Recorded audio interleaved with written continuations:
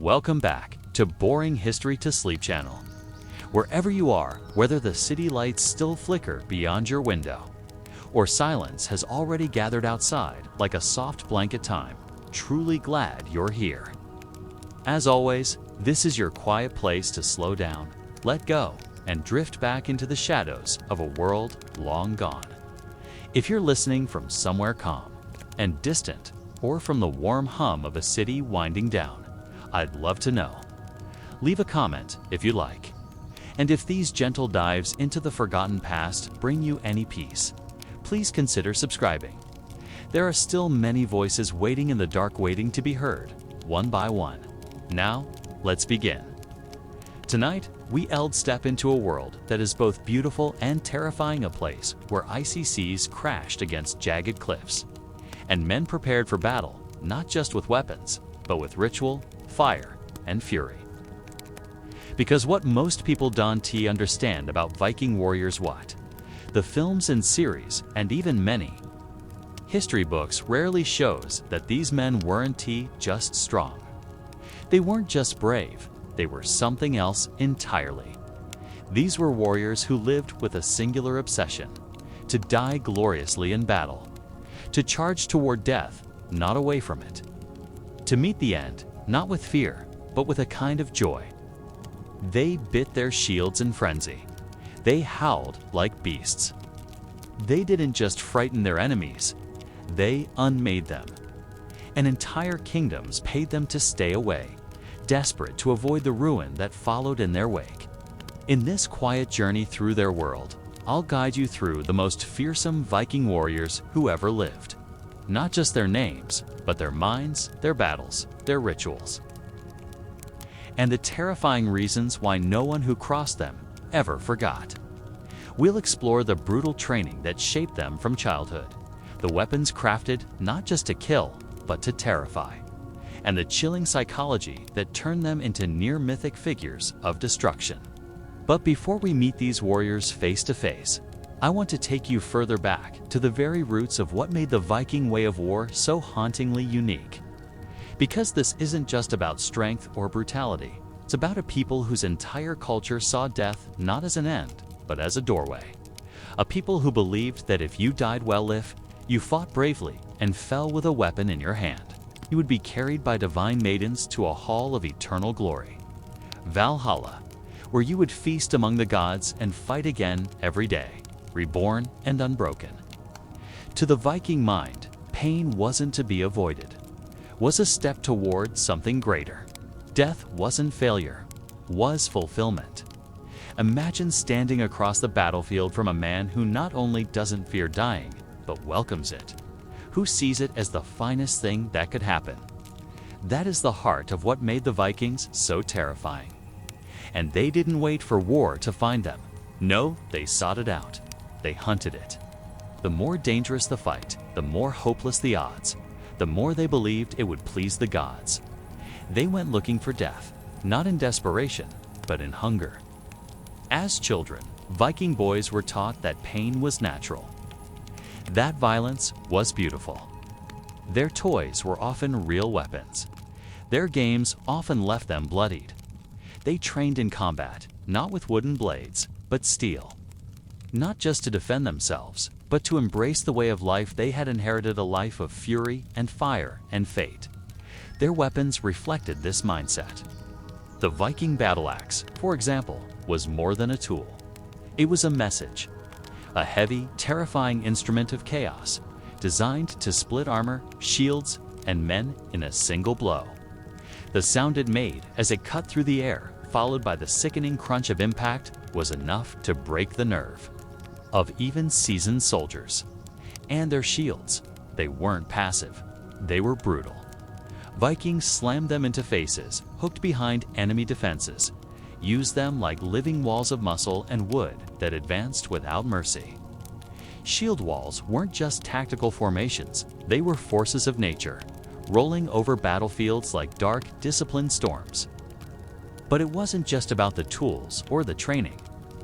What made these warriors truly unforgettable, what made their enemies tremble, was their mastery of fear itself. Psychological warfare was part of their blood. They built reputations for savagery, not just to indulge in it, but to weaponize it.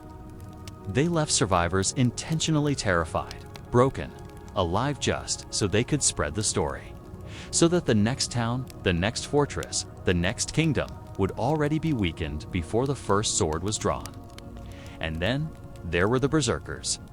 If ordinary Viking warriors were frightening, these men were something else entirely. They trained their minds and bodies to enter a state beyond control, beyond pain, beyond fear, beyond anything human. They used meditation, ritual, sometimes even plants and mushrooms known only to their kind, to whip themselves into a trance. In this state, they fought like demons. Not a metaphor. That's how they were described. Their eyes rolled back. Foam spilled from their mouths. They howled, tore their own flesh, bit their shields. They shrugged off wounds that would kill ordinary men. They didn't retreat. They didn't negotiate. They didn't stop. To face a berserker in battle was to face death itself, and many refused to try. Becoming a berserker wasn't easy. Most didn't survive the training. It involved not just physical brutality, but mental rewiring overriding every instinct that keeps a person safe. Teaching your body to ignore pain, to push through blood, to welcome suffering, to see violence not as horror, but as glory. It was dangerous. It was irreversible, and it worked. But among the berserkers and warriors, there were a few who rose even above them. And now, in this quiet hour, as the rest of the world fades into sleep, I'll tell you of one such warrior. A man born not to live, but to conquer. A figure so terrifying, so calculated, so ruthlessly effective, that his name became a curse whispered by those who hoped never to meet him. He was born in the icy fjords of Norway, where mist clings to pine trees and wolves still call from the dark. From the time he could walk, he was taught to fight. Not just to win, but to destroy. While other boys played, he sharpened blades. While others listened to stories, he studied tactics. By the time he was a teenager, he had taken his first life and felt nothing but exhilaration. His body was monstrous. Towering above most men of his day, broad-shouldered, impossibly strong. He wielded a double-headed axe so large it seemed impossible to lift it in his hands. It moved with deadly grace. His face bore scars that told stories of survival. But it was his eyes cold, quiet, utterly merciless that unnerved even his own comrades. He didn't just fight. He studied. He planned. He manipulated fear. And when he struck, it was not with fury alone, but with a mind as sharp as any sword.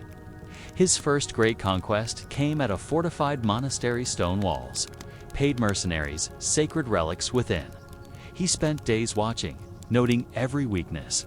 And when the time came, he slipped in under cover of dark, silent as a shadow, and ended the guards one by one.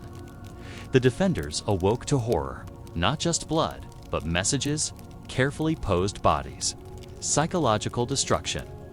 When the full attack came, it lasted only minutes. And it wasn't just victory, was annihilation. But even then, he wasn't finished. He let some live, just enough to tell the tale, just enough to carry his legend to the next battlefield. He left behind sign symbols etched into walls, blood patterns that would become his calling card. And as word spread, fortresses began to fall not to his axe, but to his reputation. Entire towns surrendered without a fight, and that was just the beginning. In the next few hours, we will walk through the frost-bitten footsteps of this warrior's life, his blood-soaked battles, his terrifying innovations, and the enemy kings who trembled at his name. But for now, just rest. Let the candlelight of memory flicker softly. The sea winds are rising. The longships are ready. And the most fearsome Viking who ever lived is waiting to be remembered. From that day forward, his name was no longer whispered with fear. It was revered with a mix of awe, dread, and reluctant admiration. Villages began to prepare offerings before his arrival, not out of religious obligation, but in desperate hope to appease his fury. Children were taught not to cry too loudly, lest their voices reach his ears and bring his fury upon their families. His legend became a living shadow, stretching across coastlines and creeping into the dreams of even the bravest soldiers. But he was not done. As the seasons changed and snow blanketed the north, he moved inland through dense pine forests and frozen rivers, always accompanied by a small band of equally ruthless followers, men who had proven themselves loyal not only in battle, but in blood and belief. These warriors weren't conscripts or mercenaries. They were cult-like in their devotion. They had each performed rites that bonded them beyond comradeship, blood rituals beneath the full moon, shared visions brought on by sacred herbs, and solemn oaths taken in darkness that bound them to one another beyond death. If one fell, the others would carry his body until a pyre could be lit and the proper chants spoken. They were not just raiders. They were a force of cosmic consequence. And at their center stood the warrior. He began targeting not just monasteries and coastal settlements, but inland strongholds that had never feared Viking attacks before. These places were chosen not for wealth, but for the fear they could generate. He began to play a longer game, spreading whispers of his coming months before a raid ever took place. Small tokens, a twisted rune carved into a tree, an arrow left stuck in a doorframe, became calling cards. Entire communities would abandon their homes after finding such signs, believing that nothing could stop the nightmare once his eyes had turned their way. One such place was the stone citadel of Elderskeld.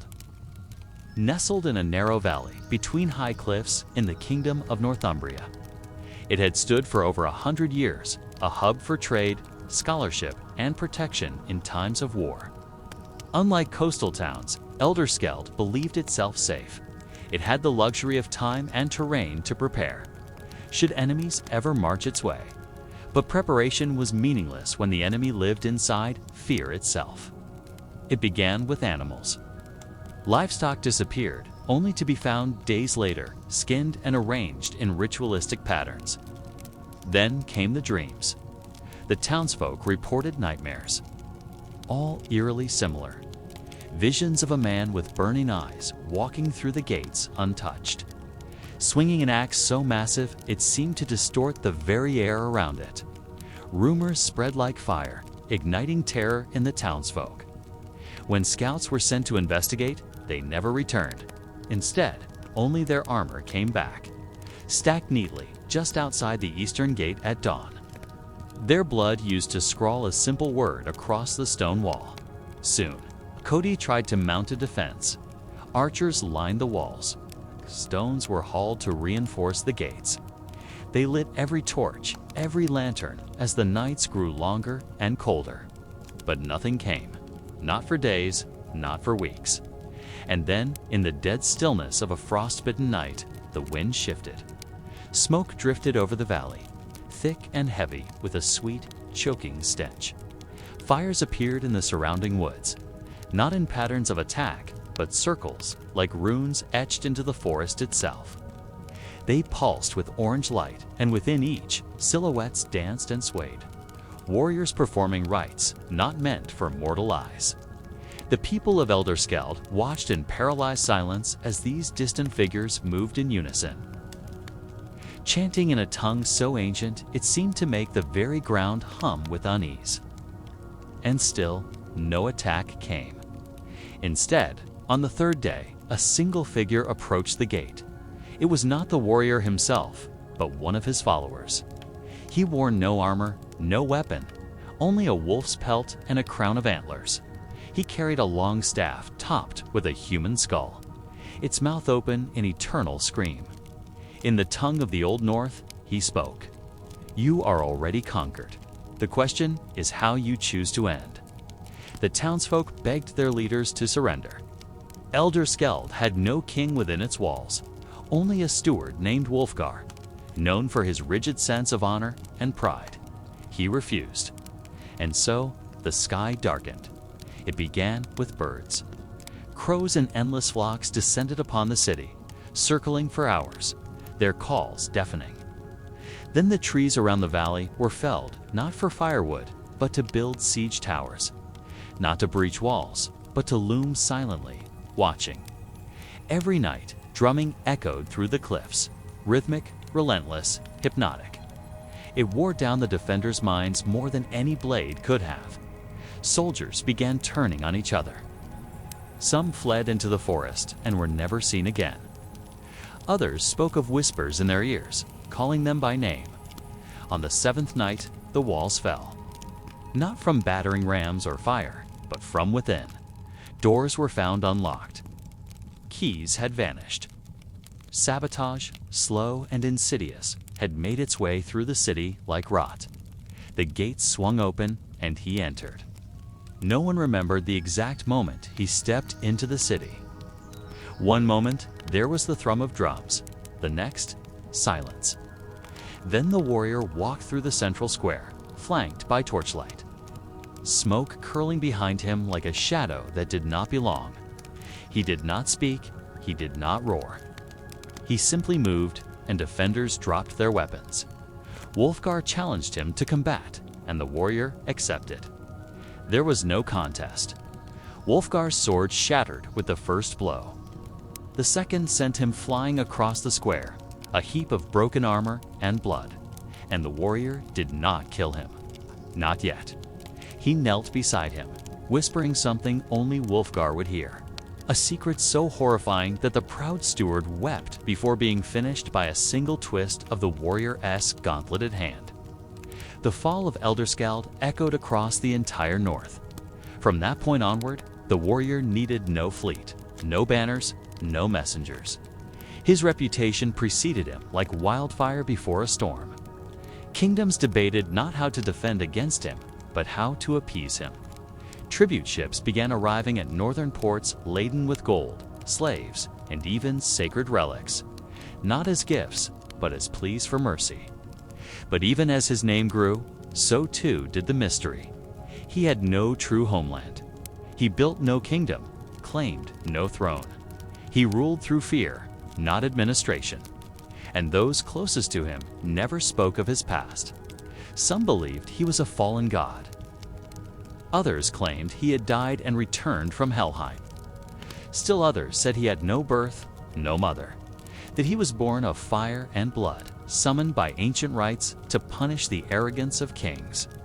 His men, the silent, ritual-bound warriors who followed him, treated him not as a leader, but as something sacred.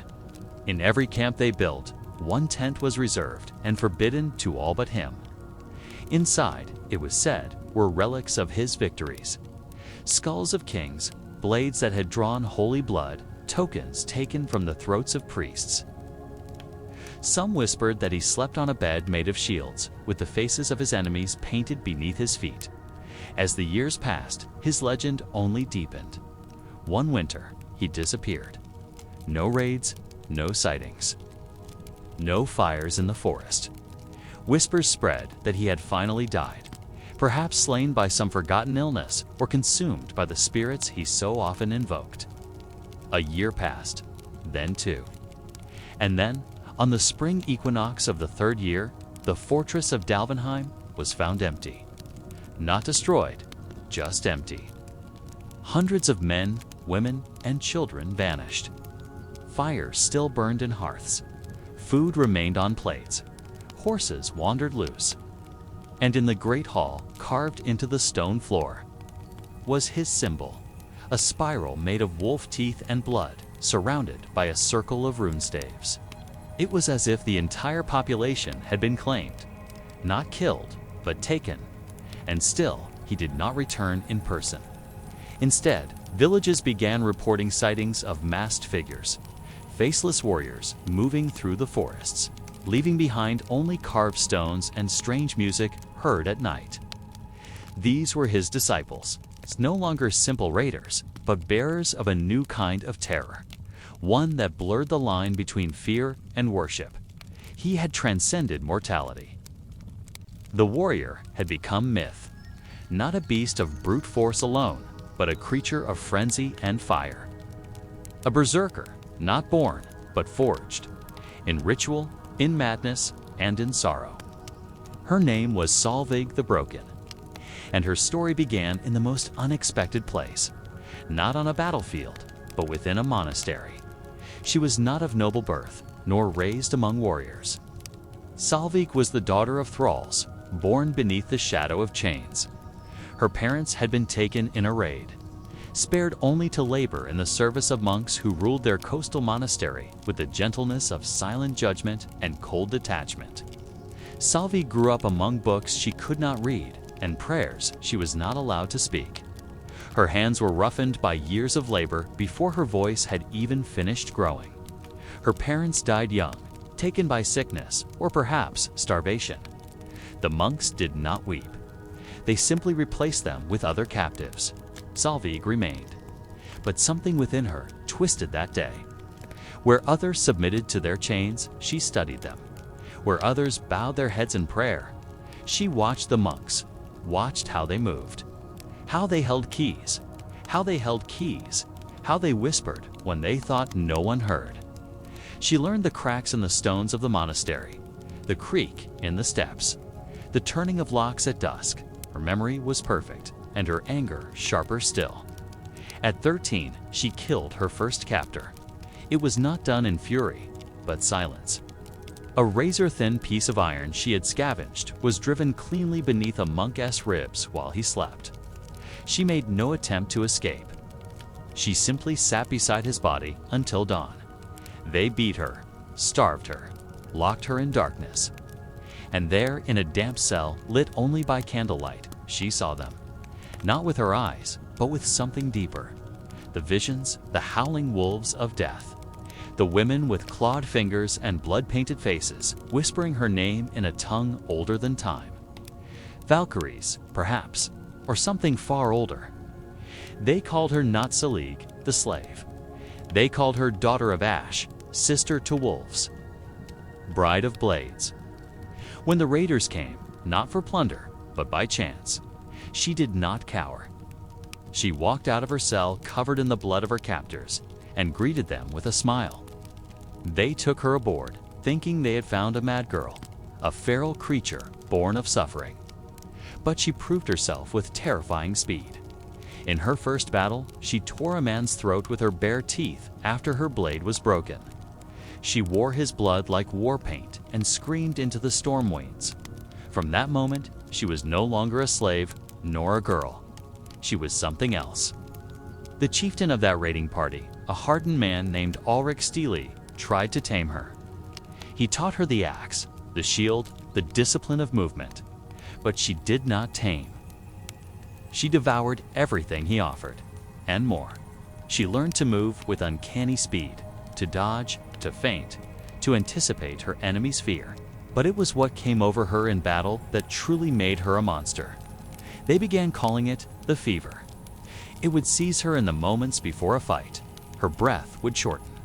Her eyes would glaze, her muscles would tighten until they trembled. And then she would leap.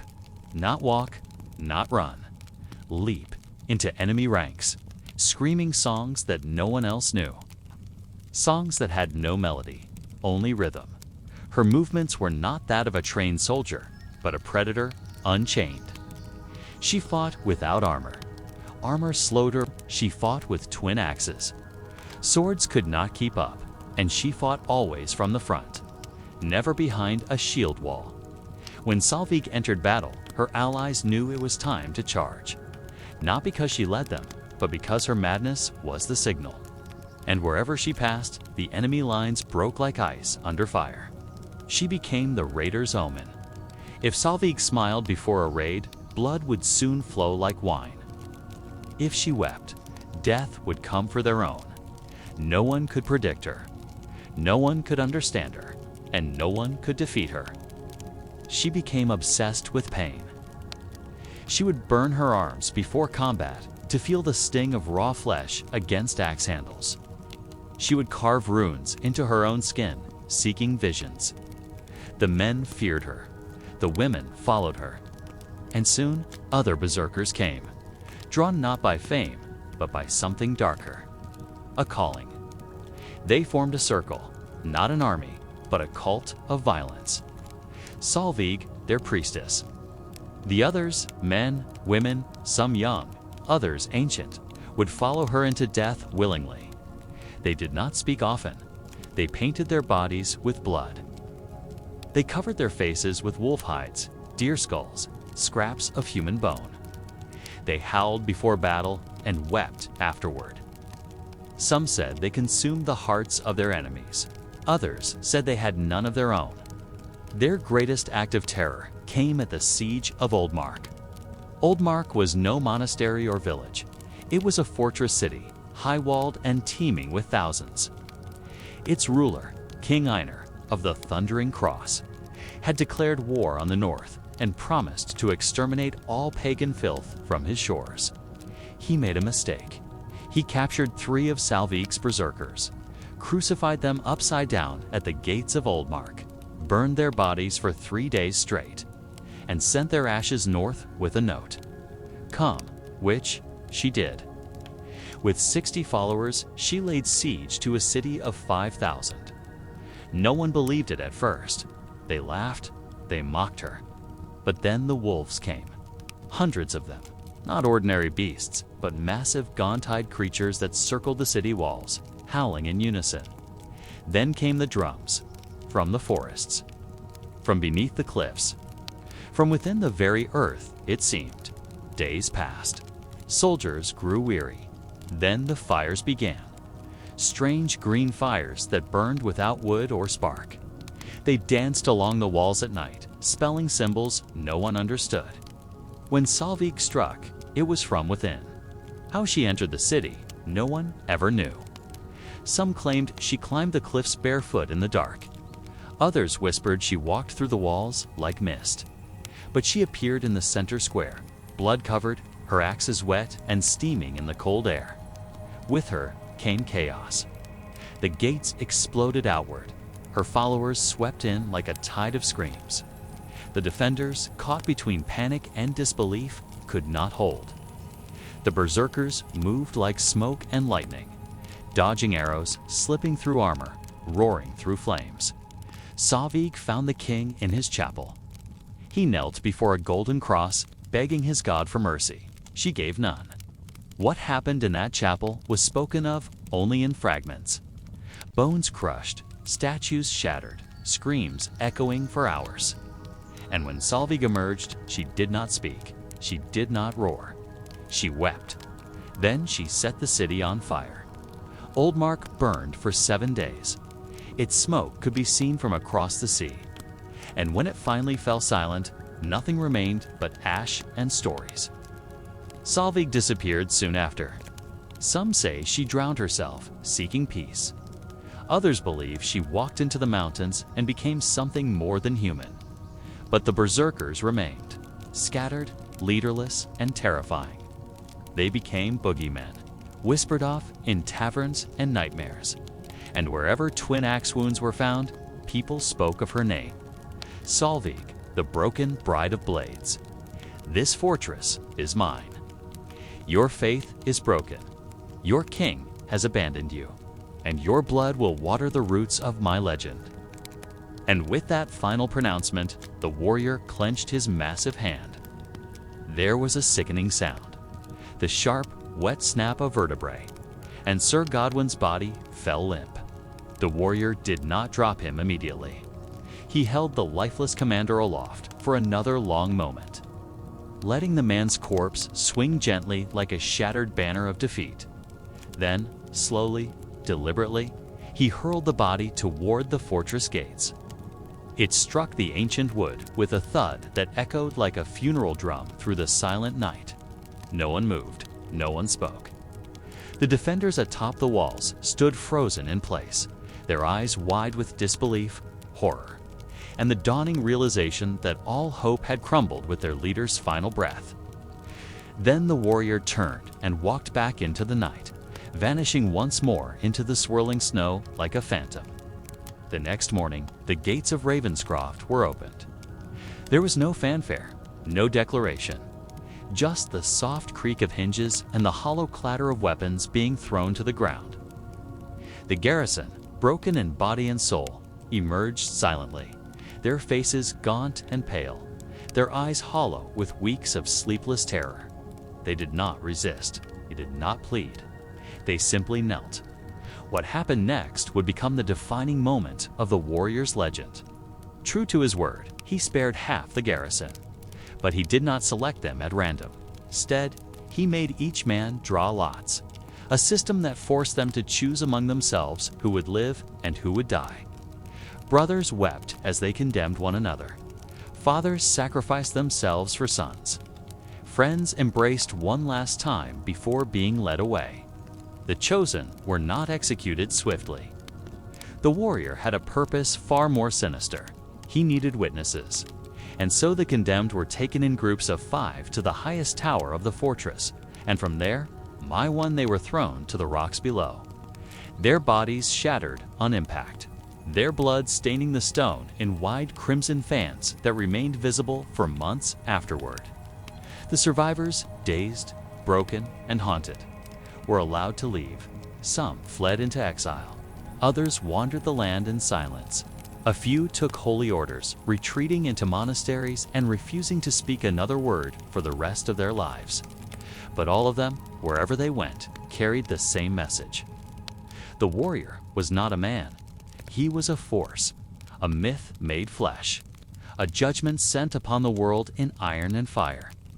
Ravenscroft was only the beginning. Its fall shattered the fragile illusion of safety that King Uldric had worked so long to build. The fortresses that once symbolized strength were now seen as targets. The roads, once praised for their efficiency, became paths for fear to travel faster. The king, enraged and terrified in equal measure, rallied his remaining allies. A coalition of nobles and warlords assembled an army larger than any Mercuria had ever fielded. More than 30,000 men, drawn from 5 kingdoms, armed with the finest weapons, money, and loyalty could provide. And the warrior welcomed it. He did not retreat or hide. He marched to meet them, not with a force of equal numbers, but with barely a fraction of their strength. 2,000 men, seasoned, yes, fearsome, certainly, but hopelessly outnumbered. It was not a battle anyone expected him to survive. It would become the bloodbath of Black Hollow. Black Hollow was not a field or a pass, but a vast basin ringed by low cliffs, carved into the land by ancient glacial rivers. In summer, it was a green and blooming valley. In winter, it became a trap, wet, slick, and echoing with the cries of birds and the groaning of ice. This was where the warrior chose to make his stand. He arrived first, setting camp not on the heights, but at the center of the hollow itself, exposed and seemingly vulnerable. His men dug trenches, prepared barricades, laid snares beneath thin layers of snow. But most important of all, they prepared the terrain, because the warrior knew something the enemy did not. The land would fight with him. The basin as frozen ground held pockets of marsh and clay that would suck down a man as boots. The icy streams, invisible beneath the snow, would shatter ankles. The cliffs above would become killing fields for archers. And the sound, the echo, would magnify terror. When the Allied army arrived, they laughed. They saw only a small force camped in the open. A trap, perhaps, but one they believed could be sprung and defeated. Their scouts reported shallow defenses and no fortifications. King Uldric gave the order. The Allied army advanced into the basin, and the basin swallowed them. What happened next defied every military doctrine of the time. The Viking force, guided by the warrior's cunning, split into 3 elements. One lured the bulk of the army into the lowest point of the hollow. The second swept around the perimeter, cutting off retreat. And the third, hidden in caves along the cliffs, emerged like phantoms and rained death from above. The marshes became death traps. Cavalry fell screaming into ice-cracked pools. Archers, unable to find footing, slipped and fell beneath their own comrades' feet. The snow, previously pristine, was soon churned red and black with blood and mud. But it was the warrior himself who turned the tide from disaster to legend. He entered the battle not at the beginning, but at the moment of greatest chaos. Cloaked in the flayed skin of a white bear, his eyes painted with the blood of a hawk. And his axe singing in his hand, he charged from the heart of the hollow like a god descending from the sky. Witnesses said that lightning cracked overhead as he swung Skull Splitter for the first time that day. Splitting a horse and rider clean in half, he fought without pause. Through mud, over corpses, through volleys of arrows and the stink of blood and smoke. Everywhere he passed, the enemy faltered. Men broke formation. Officers lost control. Cohesion dissolved. And when Aldrich's personal guard advanced to protect their king, the warrior charged them directly. They were elite, the finest knights Mercuria had ever produced. Armed in polished plate, trained in coordinated strikes. But they had not fought him before, and they had never seen what he had become in the madness of war. He cut them down like saplings. 10 fell in the space of a minute. The 11th, a knight named Garrick the Bold, managed to strike him across the helm. The blow rang out like thunder and staggered the warrior for the first time in years. But he recovered in an instant, caught the knight's sword arm mid-swing, and twisted it until the bone cracked like dry wood. Then, with his Sikhs, he opened Garrick from throat to groin. The warrior continued forward. Aldrich fled. He turned and ran from the field, abandoning his men, his standard, and his pride. His flight became the final fracture that shattered the army's will. Commanders called for retreat, but it was too late. Trapped, demoralized, and leaderless, the great army of 5 kingdoms disintegrated beneath the weight of its own terror. By nightfall, the basin was silent. 25,000 men had entered. Less than 500 escaped. The battle broke the back of organized resistance in Mercuria. Cities surrendered without a fight. Nobles bent the knee. Castles threw open their gates and offered their wealth before a single Viking banner appeared on the horizon. Within 6 months, the warrior controlled the entire kingdom. He did not crown himself. He did not build palaces. He did not sit a throne. Instead, he wandered. Sometimes appearing in cities for brief visits, speaking little, accepting tribute, then vanishing again. His men ruled in his name. His enemies fled to other shores. And his legend continued to grow. Children were named after him in secret. Priests rewrote prophecies to include his coming. Warriors left their homes in distant lands to seek him out, not to challenge, but to serve. Because in the end, even the proudest fighters wanted to stand beside the storm rather than be broken beneath it. No one knows how he died.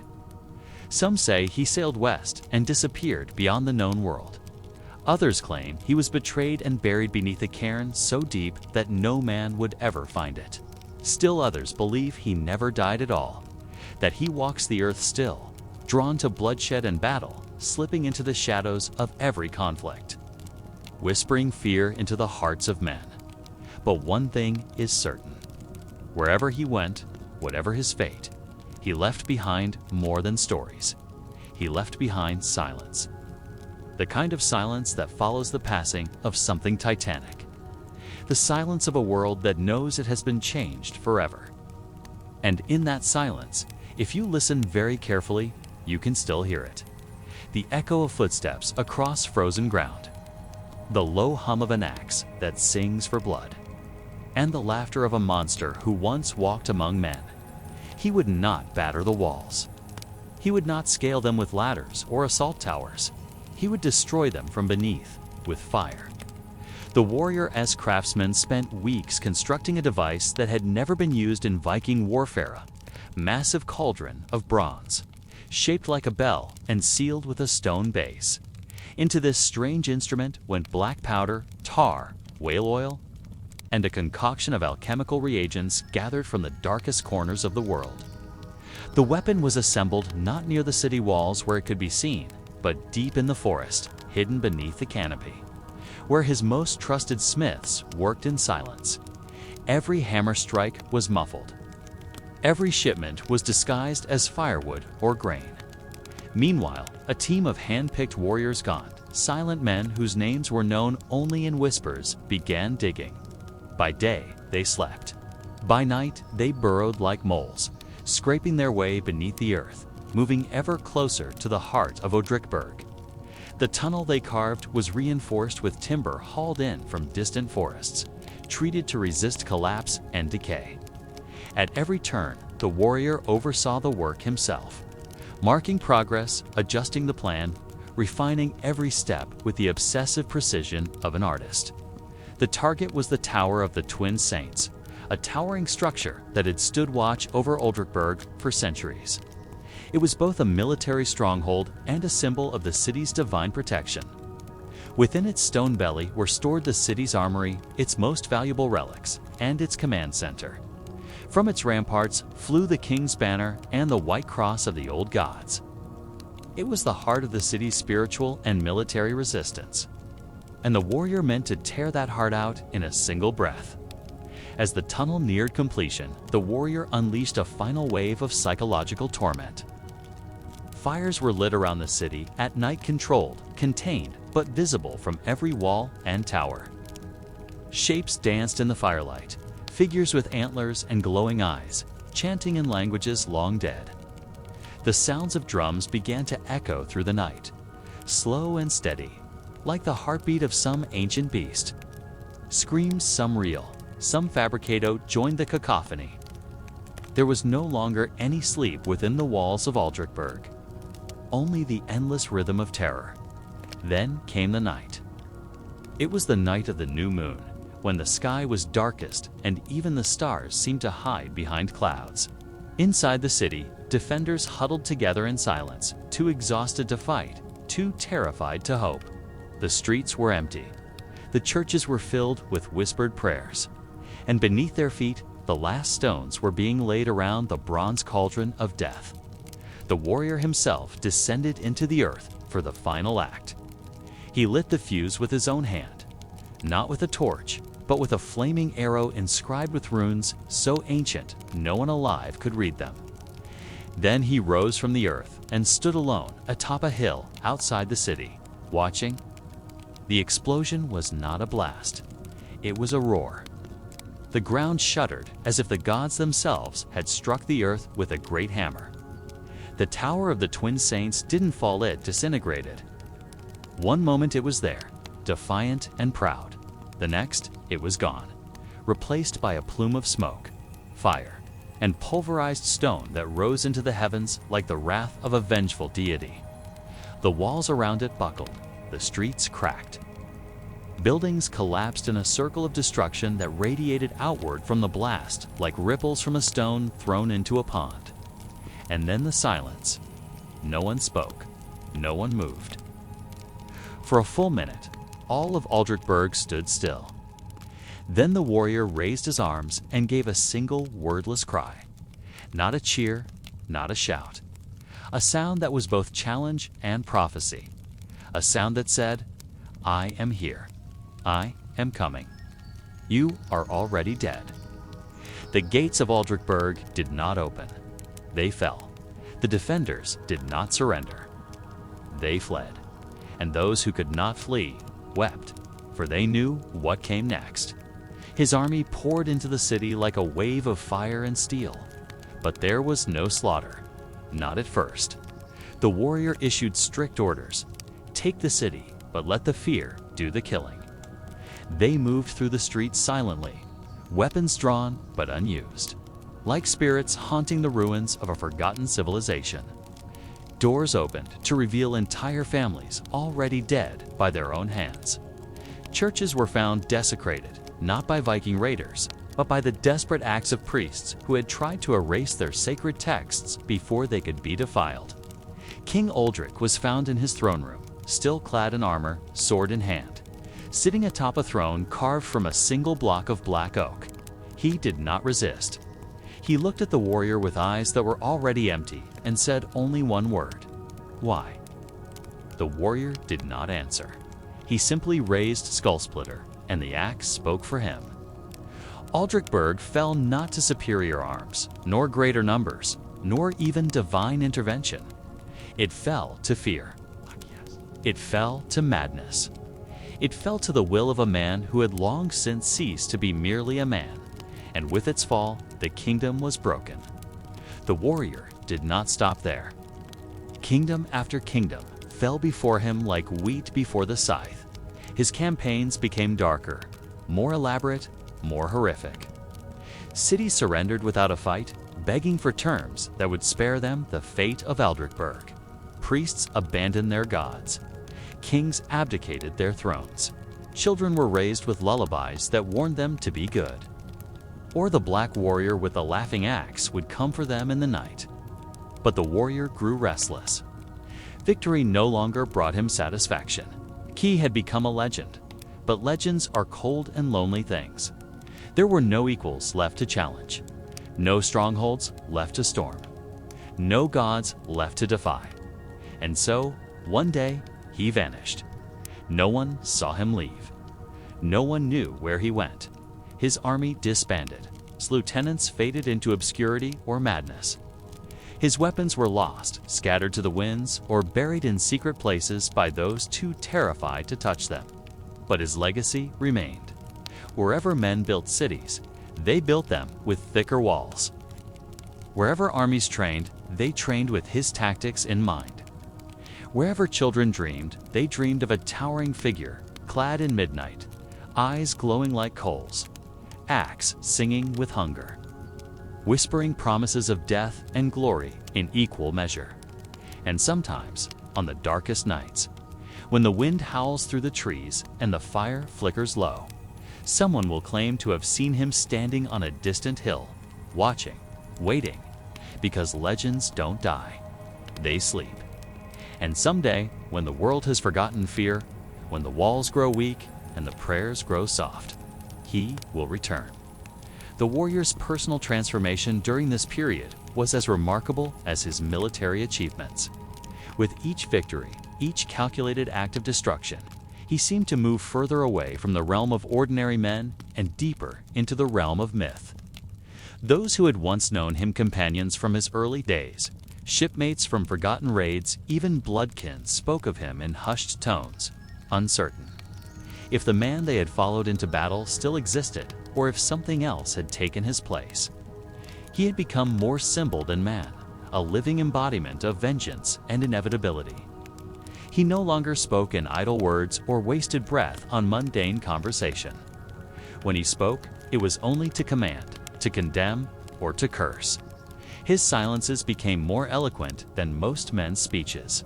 And when he stared into the fire at night, wrapped in the stillness of conquest, those near him claimed to see visions reflected in the flames, visions of cities, burning of kings, kneeling of entire peoples, trembling beneath the shadow of his banner.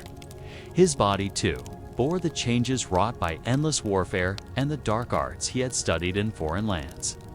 Scars crossed his skin like the tangled lines of an ancient map, each one a memory of pain turned into strength.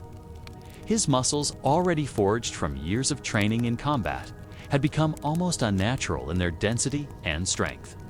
Some whispered that he no longer felt pain, that his nerves had been burned away in some forgotten ritual meant to forge a man into a god of war. But it was his mind that had undergone the greatest transformation. Where once he had been a clever and brutal chieftain, now he was something Mara, tactician of terror, a philosopher of fear. He no longer fought battles to win land or gold alone. Now, each campaign was a statement, a page in a growing legend carefully curated to reshape the world's understanding of power. He had discovered the true currency of empires, fear that could outlast death, memory that could corrode generations. His army, once a loose confederation of raiders and adventurers, had evolved into something more refined and terrible. These were no longer mere warriors chasing loot and glory. They were acolytes of his vision, hardened by his leadership, molded into a disciplined force that mirrored his own unrelenting will. They carried not just axes and swords, but symbols of tarot flags bearing the raven and skull, armor etched with dread runes, and war cries that echoed like the voices of ancient spirits. And the people they conquered were no longer just enemies. They were witnesses.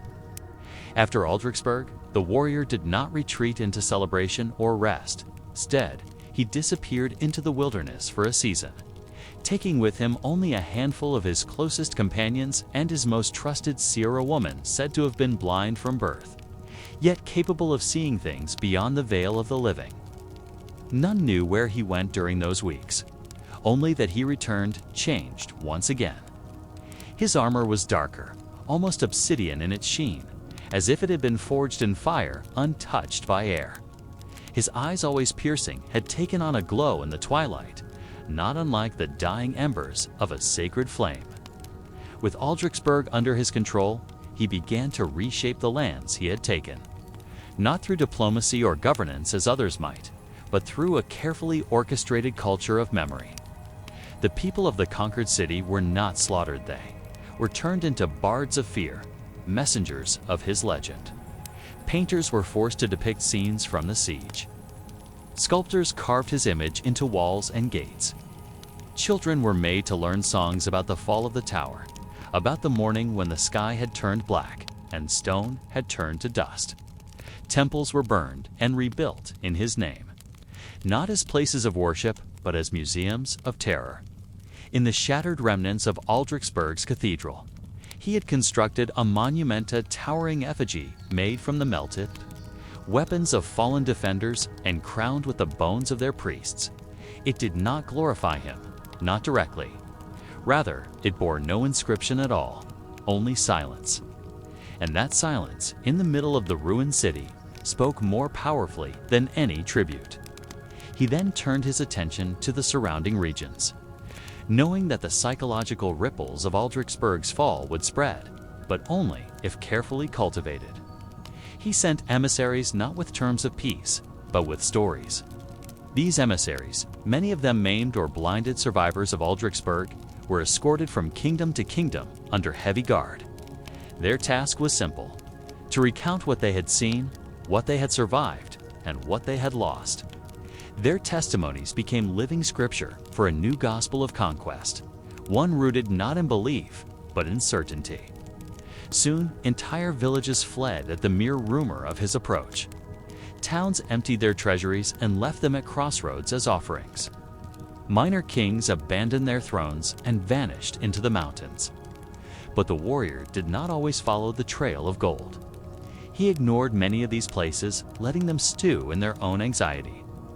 He knew that sometimes fear left unfulfilled was more corrosive than actual destruction. Yet, not all bowed willingly. In the east, a confederation of mountain tribes known as the Gragar resisted his expanding shadow. Fierce, independent, and deeply spiritual, they believed themselves immune to fear. They had no cities to burn, no towers to collapse. Their homes were hidden among rocks and trees, protected not by walls, but by secrecy and terrain. They mocked his legend, calling him the Black Axe, the Hollow King, the man who hid behind tricks and shadows. The warrior's response was not immediate. He allowed their mockery to fester, allowed the surrounding kingdoms to watch as these tribes dared to challenge his myth. He wanted an audience for what would come next. When he finally turned his attention to the Grigari, he did not bring an army. He came alone. For weeks, their sentries spotted him in the distance, always standing still on a nearby ridge or half concealed among the trees. He never attacked, never approached, never spoke. He simply watched, and then he vanished. At first, the Grigari rejoiced. They believed he had turned away, perhaps fearful of the mountain spirits they claimed as protectors. But then the changes began. One by one, their sacred groves were found desecrated, their ancestral altars overturned. Their forest paths marked with runes none could read, but all instinctively feared. Their hunting parties vanished without trace. Livestock died in their pens, not from wounds, but from pure fright hearts stopped. Eyes wide open, tongues blackened with rot. The tribe's children began to dream of a black figure with burning eyes, who spoke in a tongue that turned their ears to blood and whispered secrets no child should know. Elders began to go mad, screaming about visions of their ancestors weeping in chains. No battles were fought, no swords were drawn. The The Gragari disbanded within a month, their people fleeing into the wilderness, their holy places abandoned and defiled. To this day, the region remains uninhabited, a dead zone whispered about in only the most cautious voices. This was the new phase of the warrior's conquest, not of cities and forts, but of the very spirit of resistance. He had become the ultimate siege engine, not a battering ram of wood and iron, but a force that invaded the mind and soul. His understanding of fear was no longer merely practical, it was spiritual. He had learned that terror was not just a weapon. It was a belief system, and he had become its high priest. Every campaign now began the same way, not with banners raised or horns blown, but with a stillness, a silence that spread like a storm waiting to break. Cause, masked and silent. Placing a single object in the center of a village or crossroads, a skull painted black, a raven feather dipped in blood, a child's doll with empty eyes. And then, nothing. For days, for weeks. But the people knew. They would begin to whisper, begin to pray, begin to flee. And then, he would come. Always from the north, always in twilight. Never in haste, never in anger. As if answering some ancient ritual that could not be hurried. He would take what he needed, sometimes just a word, a name, a symbol, and then vanish again. The destruction he left behind was not always physical. Sometimes it was a shattered will, a broken family, a song that no one dared to sing anymore. Entire regions came under his control without a single sword being drawn. And always, always, he left behind stories. Stories of the man who had no need for armies, the man who could burn a city with his thoughts, the man who had learned how to kill gods. He had transcended the need for conquest in the traditional sense. His victories were not just over lands or peoples, but over the very concepts of safety and resistance. And his legend was only beginning to take shape. As the warrior's legend expanded across kingdoms and continents, the known world entered a new era, one not marked by dynasties or faiths, but by fear. It was a fear that traveled faster than ships could sail or birds could fly. A wordless current that coursed through the dreams of rulers, generals, and peasants alike. It was the kind of fear that did not speak, it listened, and what it heard in every corner of the land was silence, the quiet, trembling hope that he would not come. He had become a lodestone for dread. Even those who had never seen his face could describe it. Even those who had never heard his voice could quote his proclamations. They spoke of the warrior with the certainty of those who had already been conquered. No throne, no fortress, no sanctum was beyond his reach. To resist him was to hasten one's own destruction. To appease him was to delay it. That was the understanding that now underpinned diplomacy across the continent. But the warrior himself was not content, not with conquest, not with power, and not with the legend that now outpaced his own shadow. He understood a truth that few in his position ever grasped, that every empire, no matter how vast, was vulnerable, not at its borders, but in its center. And so, as others scrambled to erect defenses, to build alliances, and to harden their hearts against the inevitable, the warrior turned inward toward himself and toward something far older than war. He began to seek knowledge that was hidden from ordinary men. He wandered into lands forgotten by maps, into libraries buried beneath temples no longer remembered, and into the ruins of cities so ancient that even the ghosts had lost their names. There, he read from scrolls of human skin inked with blood. He stood before idols whose eyes bled tears of ash. He listened to the songs of mad priests, their throats raw from chanting the same name over centuries of madness. And he learned that fear was not simply an emotion, it was a force. It could be harnessed, cultivated, and directed, not just in battle, but in the very hearts of men. It could be stored like grain, distilled like poison, used to feed or to starve. It was the original currency of all power. The undercurrent of every god, every law, and every bond of loyalty. And so he did what no mortal warrior had dared to do.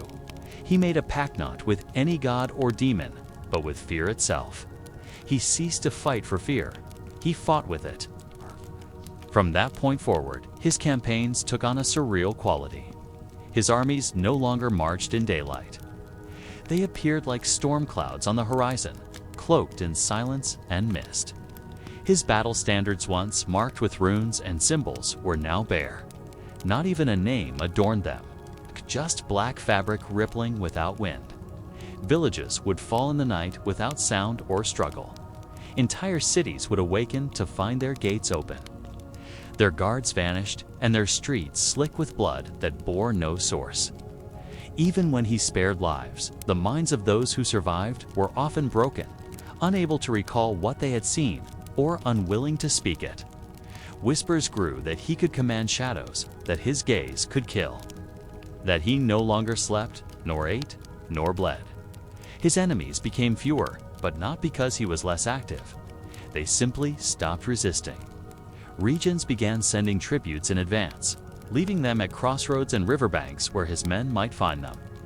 Statues were erected in his image not as honors, but as wards. Churches held services not in opposition to him, but begging for his favor, as though he were a wrathful God who might be appeased by humility. This spiritual transformation of his image troubled religious leaders who saw their flocks shrinking not from theological disputes, but from the simple, irresistible pull of survival. Entire sects sprang up worshiping the warrior as a manifestation of divine wrath. These cults called themselves the Keepers of Dread. They preached that he was not a man, but a necessary force, a cleansing storm sent to purge the world of weakness, lies, and false kings.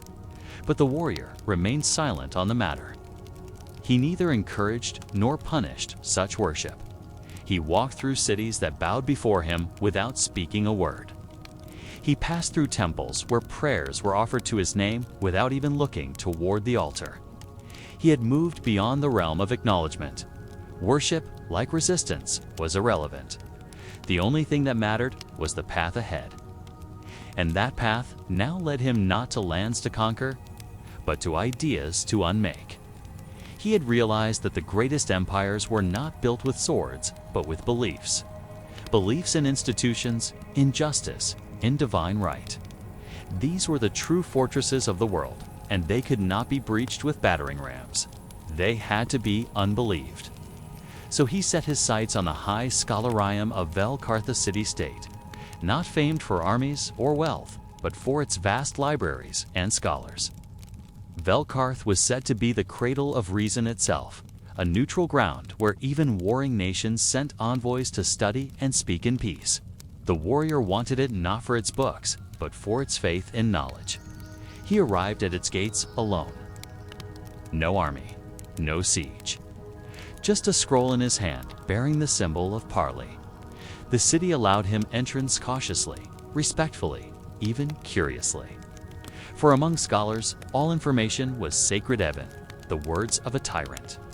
They brought him to the central forum, where philosophers, scientists, theologians, and sages gathered in an assembly that had not been broken in over 500 years. There, the warrior laid his scroll upon the stone table, and with a calm voice, he read. What he read was not a threat, nor a demand, nor even a prophecy. It was a question. A single, terrible question, so simple, so direct, and so damning that it hollowed the soul of every listener. What if everything you believe is just another form of fear? The silence that followed was long and violent, not in noise or motion, but in meaning. For every man and woman in that hall knew, at some level, that they had spent their lives cloaking their fears in reason. That behind every law was the fear of chaos. Behind every ritual, the fear of punishment.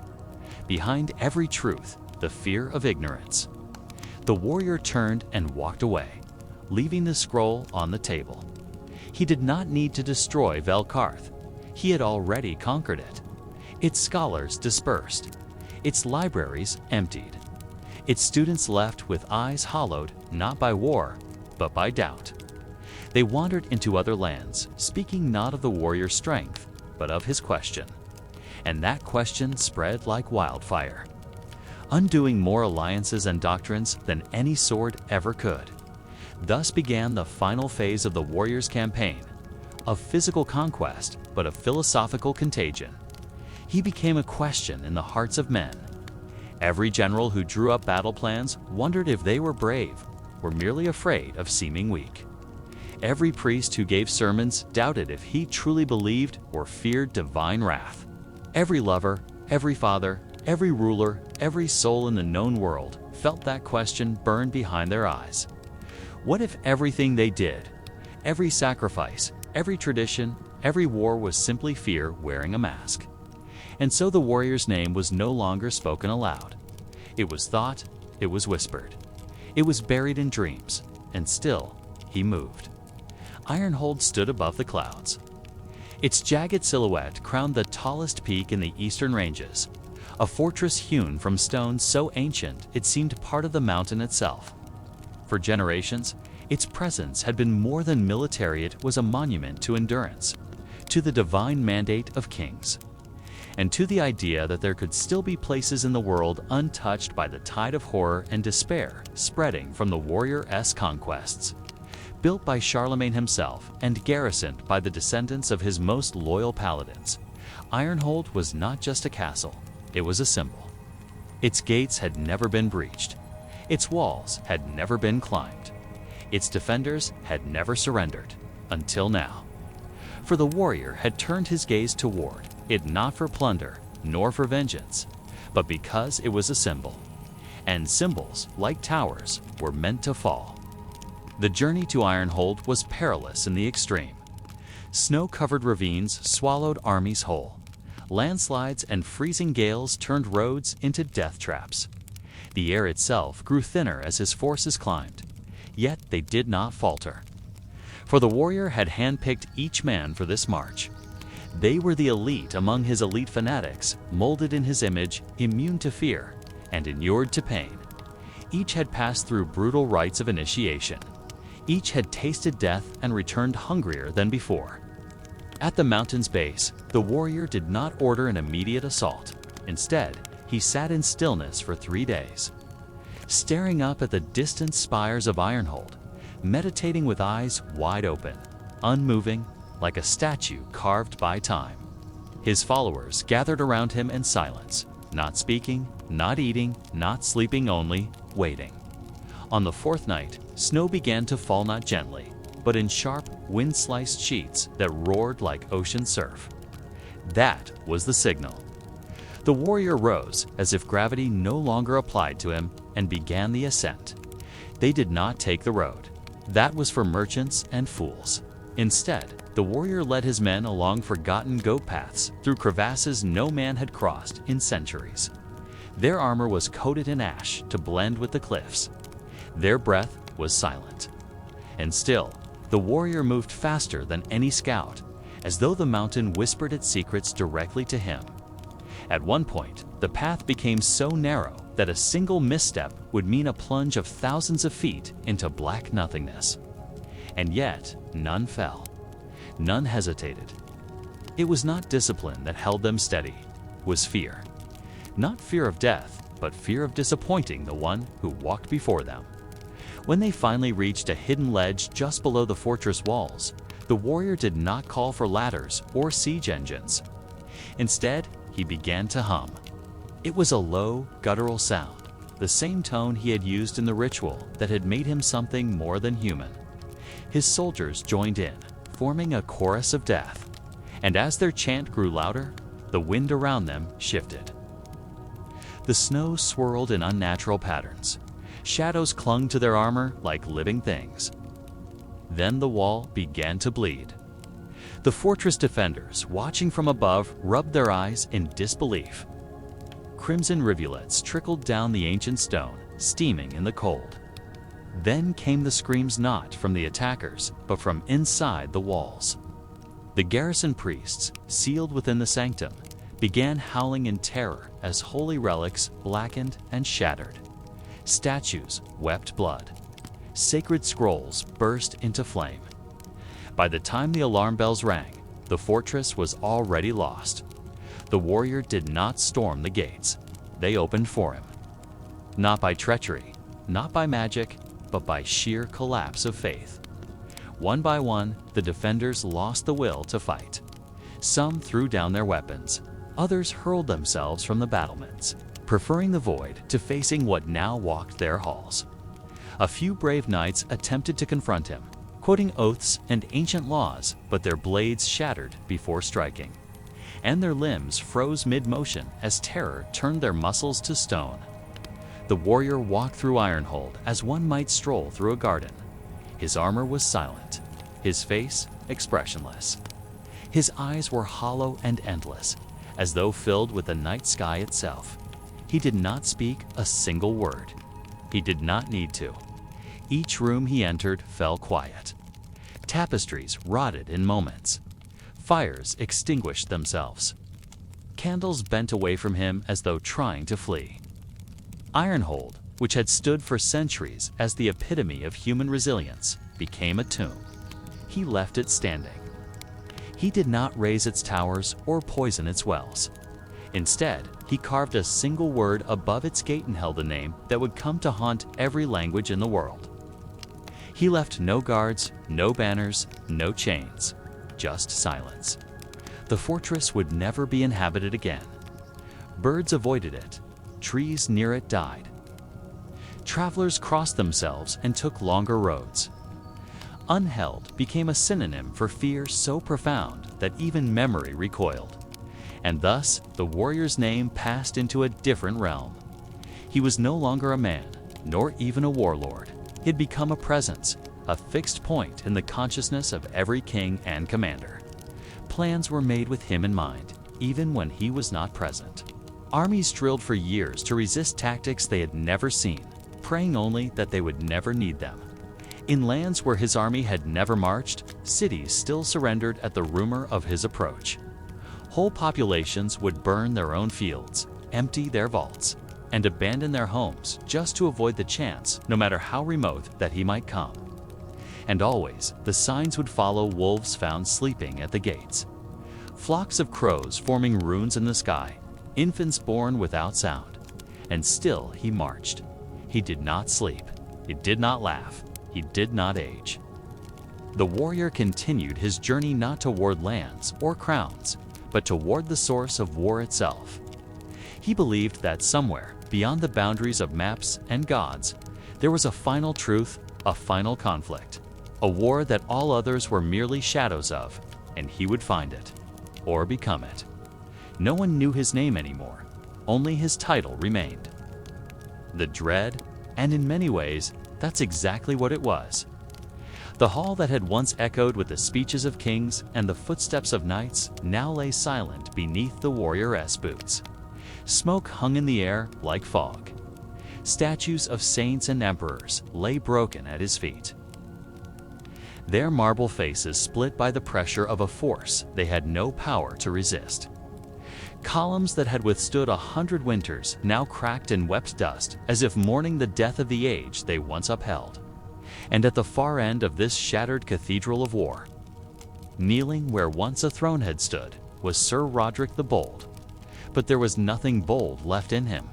His armor was gone cast aside days ago, as it became too heavy for his weakening frame.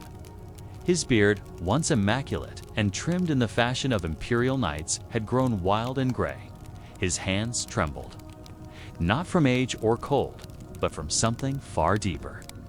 Something broken inside. He did not look up when the warrior approached. The silence between them was more powerful than any declaration. It was the sound of a world ending, a code of honor, of bravery, of structured, disciplined. Warfare, a worldview passed down from the days of Charlemagne himself, dying in the presence of something it had no words to describe. And still, the warrior said nothing. He did not mock, he did not gloat, he did not speak of victory, because victory had already passed. This was something beyond conquest. He simply stood in front of the kneeling knight and extended his hand not in mercy, but in possession. A gesture that said, "You are mine now." Your walls, your men, your gods, your fears, they all belong to me." Sir Roderick placed the keys of the fortress into the warrior's hand, one by one. Each iron loop scraped against the warrior's palm like the final chords of a dying symphony. The act itself was not necessary. No doors remained locked, no gates remained intact, but tradition demanded it. A final echo of the old world handed over to the architect of the new. And then, when the empire was trembling and whispering prayers that sounded more like apologies than invocations, the warriors' armies appeared. Not as a massed force marching to open war, but as phantoms. Villages began disappearing. Entire towns were found empty, the buildings intact, the food still warm on tables, but no people. Forests surrounding these areas grew unnaturally silent, as if even nature held its breath. When scouts were sent to investigate, they returned pale and broken, if they returned at all. Some babbled in tongues not known to man. Others clawed at their own eyes and whispered, "He sees you. Always, always, he sees you." The empire scrambled to respond.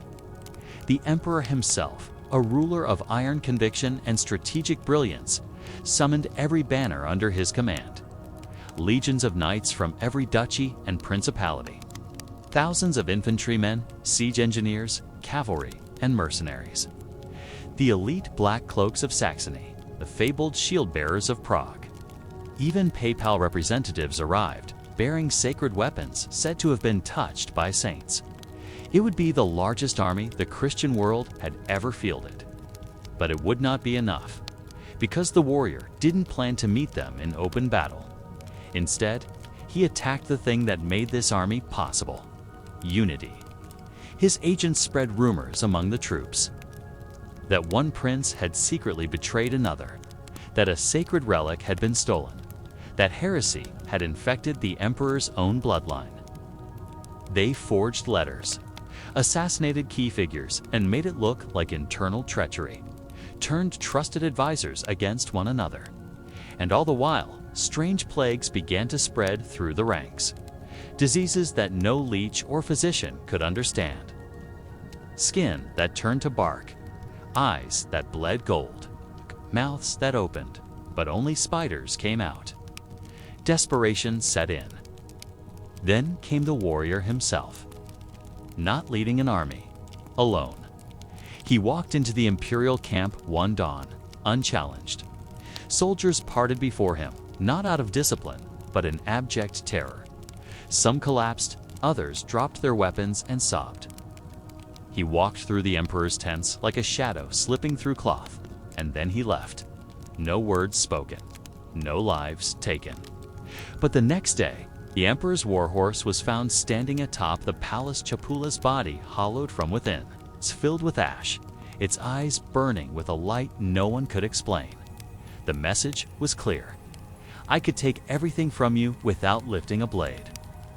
That night, half the emperor's army deserted. Those who remained did so not out of duty, but because they feared what might happen if they ran. The final confrontation took place near the city of Regensburg, on a windswept plain that had once been used for jousts and royal ceremonies. The emperor, still resolute despite the chaos, arranged his forces in classic formation. Infantry in front, cavalry on the wings, reserves held back, archers on the hills. But when the warrior arrived, he did not come with siege engines or legions. He came with a storm. Black clouds rolled in with unnatural speed. Lightning cracked sideways across the sky. The wind blew not in gusts, but in whispers carrying the names of every man on the field, each one spoken by the dead. Animals bolted. Horses screamed. Banners twisted themselves into knots. And then the ground cracked. From beneath the earth came the warrior's army, not marching, but rising, clad in armor etched with the faces of those they had slain. Each soldier, a creature of ritual and transformation, not undead, not living. Something else, unbound. They advanced with impossible silence. The empire fired arrows, loosed catapults, charged with cavalry. none of it mattered. Steel passed through them like wind. Shields shattered without contact. And when the soldiers of the Empire looked into their enemies' eyes, they saw not rage or violence, but nothing. A void, a mirror of their own fear. The battle did not last long. The Emperor fought with desperate valor, slaying a dozen of the warriors' elite himself, before the darkness reached him. When the warrior finally confronted him, the Emperor raised his blade and said, "I know you. I have studied you, and I see now that you're not a man at all." The warrior tilted his head, said nothing. "You're not even evil," the Emperor whispered. "Your absence, your subtraction." And then the warrior stepped forward. The Emperor's sword rusted in his hands, his armor cracked, his body aged a decade in seconds. He fell not from a blow, but from the weight of inevitability. The warrior did not speak, because he had already said everything he needed to. The Empire fell, not with fanfare or banners, but with a sigh. A slow, shuddering end to an age of order. Cities surrendered without resistance. Bishops abdicated their faith. The very idea of resistance faded like a dream at sunrise, and from the ashes there rose not a kingdom, but a silence. A world remade not in the image of a god, but in the absence of one. The warrior stood alone at the center of it all. The world was his, but it was also empty. And in that silence, he heard again that whisper, not of triumph, but of hunger. A reminder that even this was not enough. That power, once gained, demands more. That a man who gives up his soul for victory never truly wins. He only continues. The age of light was over. The age of dread had begun, and there was no one left to stop it. And by desecrating it, the warrior had done more than win a battle. He had desecrated the very memory of imperial dominance. Blackwater Ford was where empires had once risen. Now, it became the site where belief in the empire began to rot. The psychological aftershocks were immediate and widespread. Within a fortnight, 3 major border forts abandoned their posts, the garrisons having fled in the night without orders. Entire provinces fell into chaos not because of battle, but because the administrators, bishops, military officials lost the will to govern. Some took their own lives. Others vanished into the countryside, hoping to disappear before the dread army arrived. Messages from the frontier became disjointed, scrawled in trembling hands, full of desperate warnings and half-coherent pleas for divine intervention. But there would be no intervention, because what the empire had not yet realized, what even the most learned scholars and devout priests refused to consider, was that the warrior did not merely conquer land. He conquered belief. He conquered the collective idea of protection and order and justice. He conquered meaning. And this was only the beginning.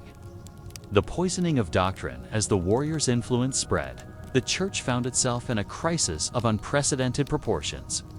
Pilgrims ceased traveling to shrines. Sacred icons were reported to scream silently when touched. Bread from communion wafers would crumble into ash. The sick were no longer healed at holy sites. They died quickly and shrieking. In cathedrals across the empire, the faithful began to whisper rumors during Mass. God is not listening anymore. And then the black sermons began. Nobody knew where they started. Priests would begin their homilies in the usual manner, but at a certain point, their voices would change. Their tone would deepen. Their eyes would gloss over, and they would begin to recite verses that weren't in any scripture. Verses that spoke of unmaking, of a God who had turned his face away from mankind, of a truth buried beneath the world that had awoken and now walked in human form. These priests remembered nothing afterward, would collapse, trembling and pale. Some would weep. Others would claw at their faces, trying to tear away what they had seen in their minds. The sermons were recorded, and soon it became clear. Each one was unique. No priest repeated the same verses. And yet, they all contained references to a single being, a figure of darkness, of hunger, of boundless knowledge and emptiness. The warrior. The hollow doctrine spreads. Monks tasked with investigating the phenomenon found that sacred texts were changing. Ink faded in patterns that formed new messages. Margins became filled with tiny, handwritten words that no scribe admitted to writing. The changes were always subtle but consistent. Across the empire, a hidden gospel seemed to be taking root, a doctrine that preached surrender not to God, but to absence. Not to salvation, but to certainty, the certainty of ruin, of inevitable decay, of the futility of resistance. They called it the hollow doctrine. It taught that all creation would return to silence, and that the warrior was not the enemy of man, but its fulfillment. The next battles. Victories before blades, the warriors' armies did march, but often they didn't need to. Towns opened their gates before the first horn blew. Some begged for mercy, others begged to be taken. Still others laid down arms and swore loyalty to the warrior's banner of silence, which bore no sigil, just a black field, untouched, unbroken. Where resistance was offered, it crumbled swiftly. The warriors' elite troops, those transformed remnants of humanity, moved with surgical precision. They struck not at walls, but at keystones. Not at men, but at ideas. Libraries were left unburned, but their books returned blank. Entire military armories were found untouched, yet every weapon within had been turned to brittle stone. In one city, a cathedral bell began tolling of its own accord. When guards went to investigate, they found the entire clergy hanging from the belfry ropes, faces serene, hands folded as though in prayer. No sign of struggle, just resignation. Constantine's descent back in the imperial capital. Emperor Constantine's mind continued to unravel. He began seeing visions in mirrors of himself crowned in bone, seated upon a throne made of whispering mouths. He heard voices in the council chamber even when alone. They whispered things no man should know. Details of every assassination in the empire, the secret sins of every noble, the true names of angels. He began to suspect his food, his wine, his servants, even his children. He stopped speaking to his advisors altogether, relying instead on a single man cloaked in red who no one else could see. He ordered executions at random. He wept at night, muttering the same words over and over.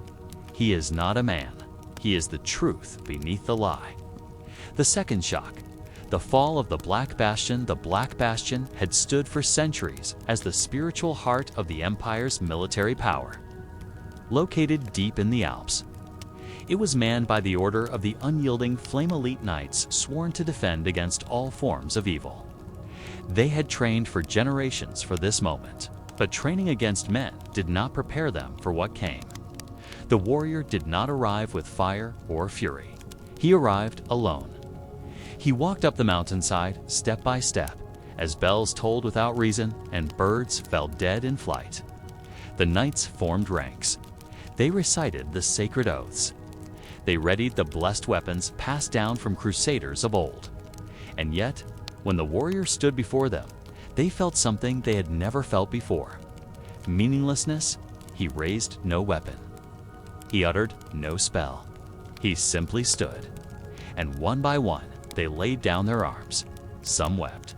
Some tore the symbols of flame from their chests. One knight turned his own sword upon himself, declaring, "The fire is cold."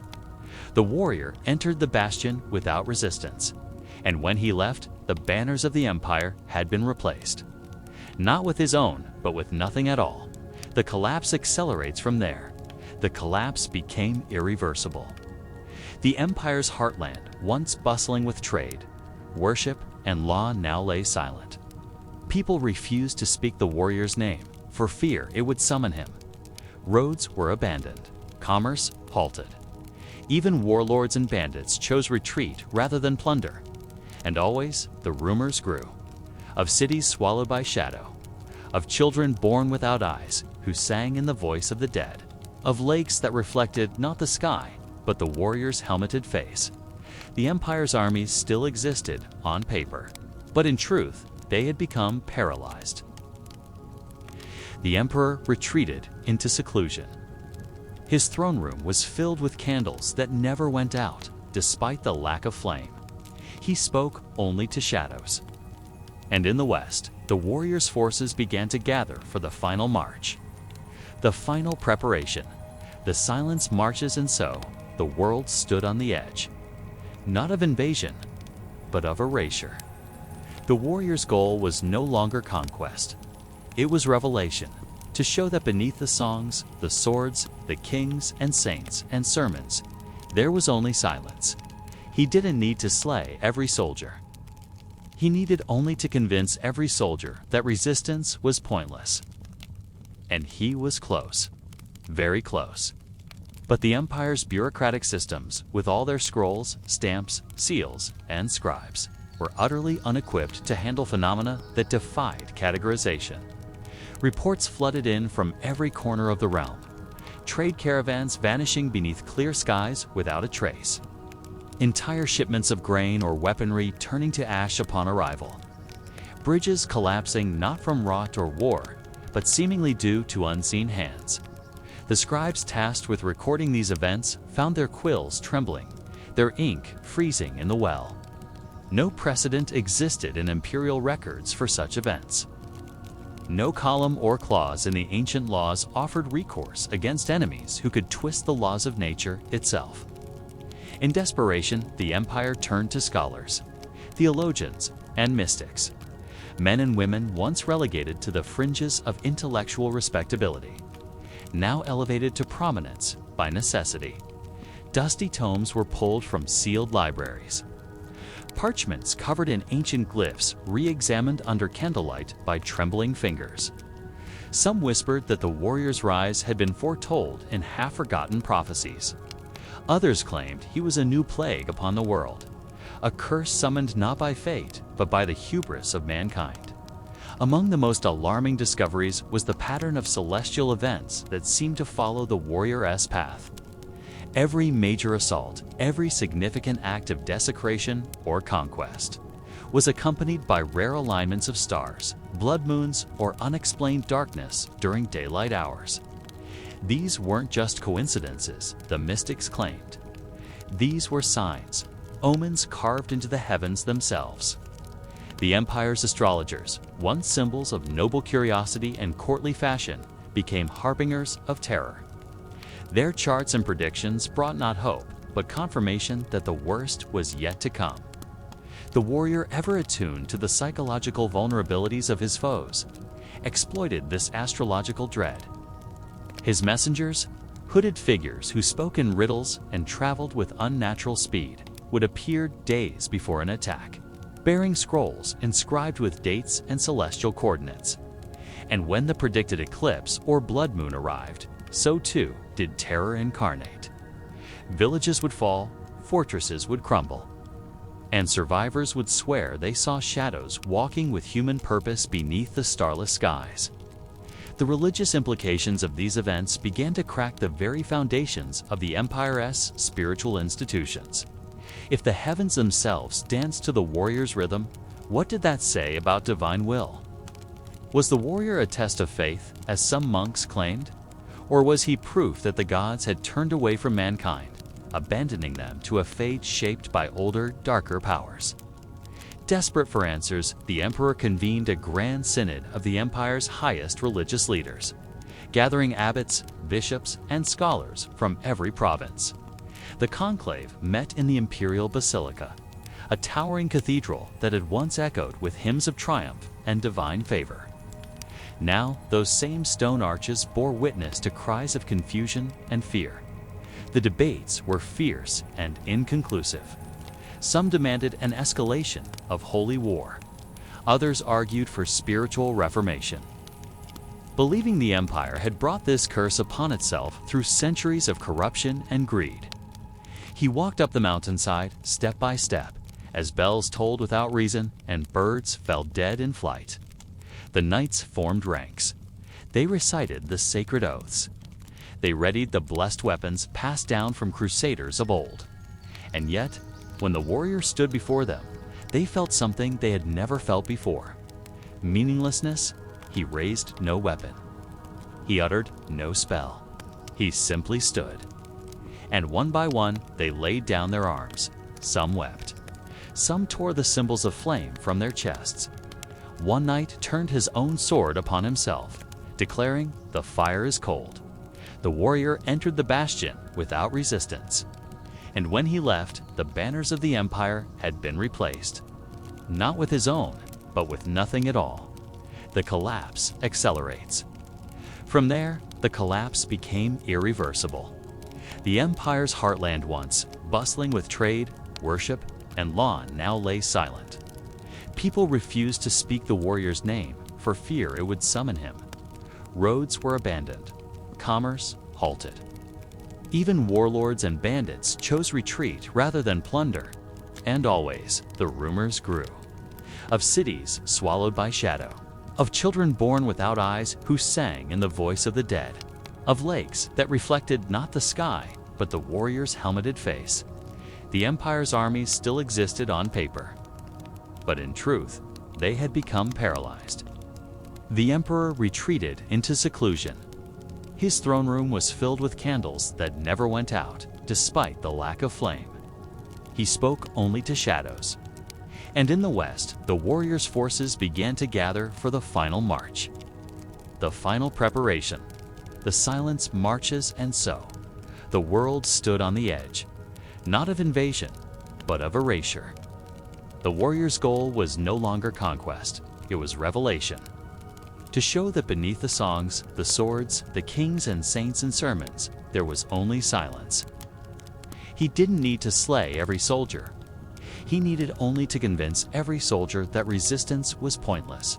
And he was close, very close. But the empire's bureaucratic systems, with all their scrolls, stamps, seals, and scribes, were utterly unequipped to handle phenomena that defied categorization. Reports flooded in from every corner of the realm. Trade caravans vanishing beneath clear skies without a trace. Entire shipments of grain or weaponry turning to ash upon arrival. Bridges collapsing not from rot or war, but seemingly due to unseen hands. The scribes tasked with recording these events found their quills trembling, their ink freezing in the well. No precedent existed in imperial records for such events.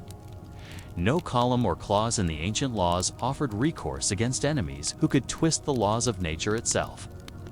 In desperation, the empire turned to scholars, theologians, and mystics, men and women once relegated to the fringes of intellectual respectability, now elevated to prominence by necessity. Dusty tomes were pulled from sealed libraries, parchments covered in ancient glyphs re-examined under candlelight by trembling fingers. Some whispered that the warrior's rise had been foretold in half-forgotten prophecies. Others claimed he was a new plague upon the world, a curse summoned not by fate, but by the hubris of mankind. Among the most alarming discoveries was the pattern of celestial events that seemed to follow the warrior's path. Every major assault, every significant act of desecration or conquest, was accompanied by rare alignments of stars, blood moons, or unexplained darkness during daylight hours. These weren't just coincidences, the mystics claimed. These were signs, omens carved into the heavens themselves. The empire's astrologers, once symbols of noble curiosity and courtly fashion, became harbingers of terror. Their charts and predictions brought not hope, but confirmation that the worst was yet to come. The warrior, ever attuned to the psychological vulnerabilities of his foes, exploited this astrological dread. His messengers, hooded figures who spoke in riddles and traveled with unnatural speed, would appear days before an attack, bearing scrolls inscribed with dates and celestial coordinates.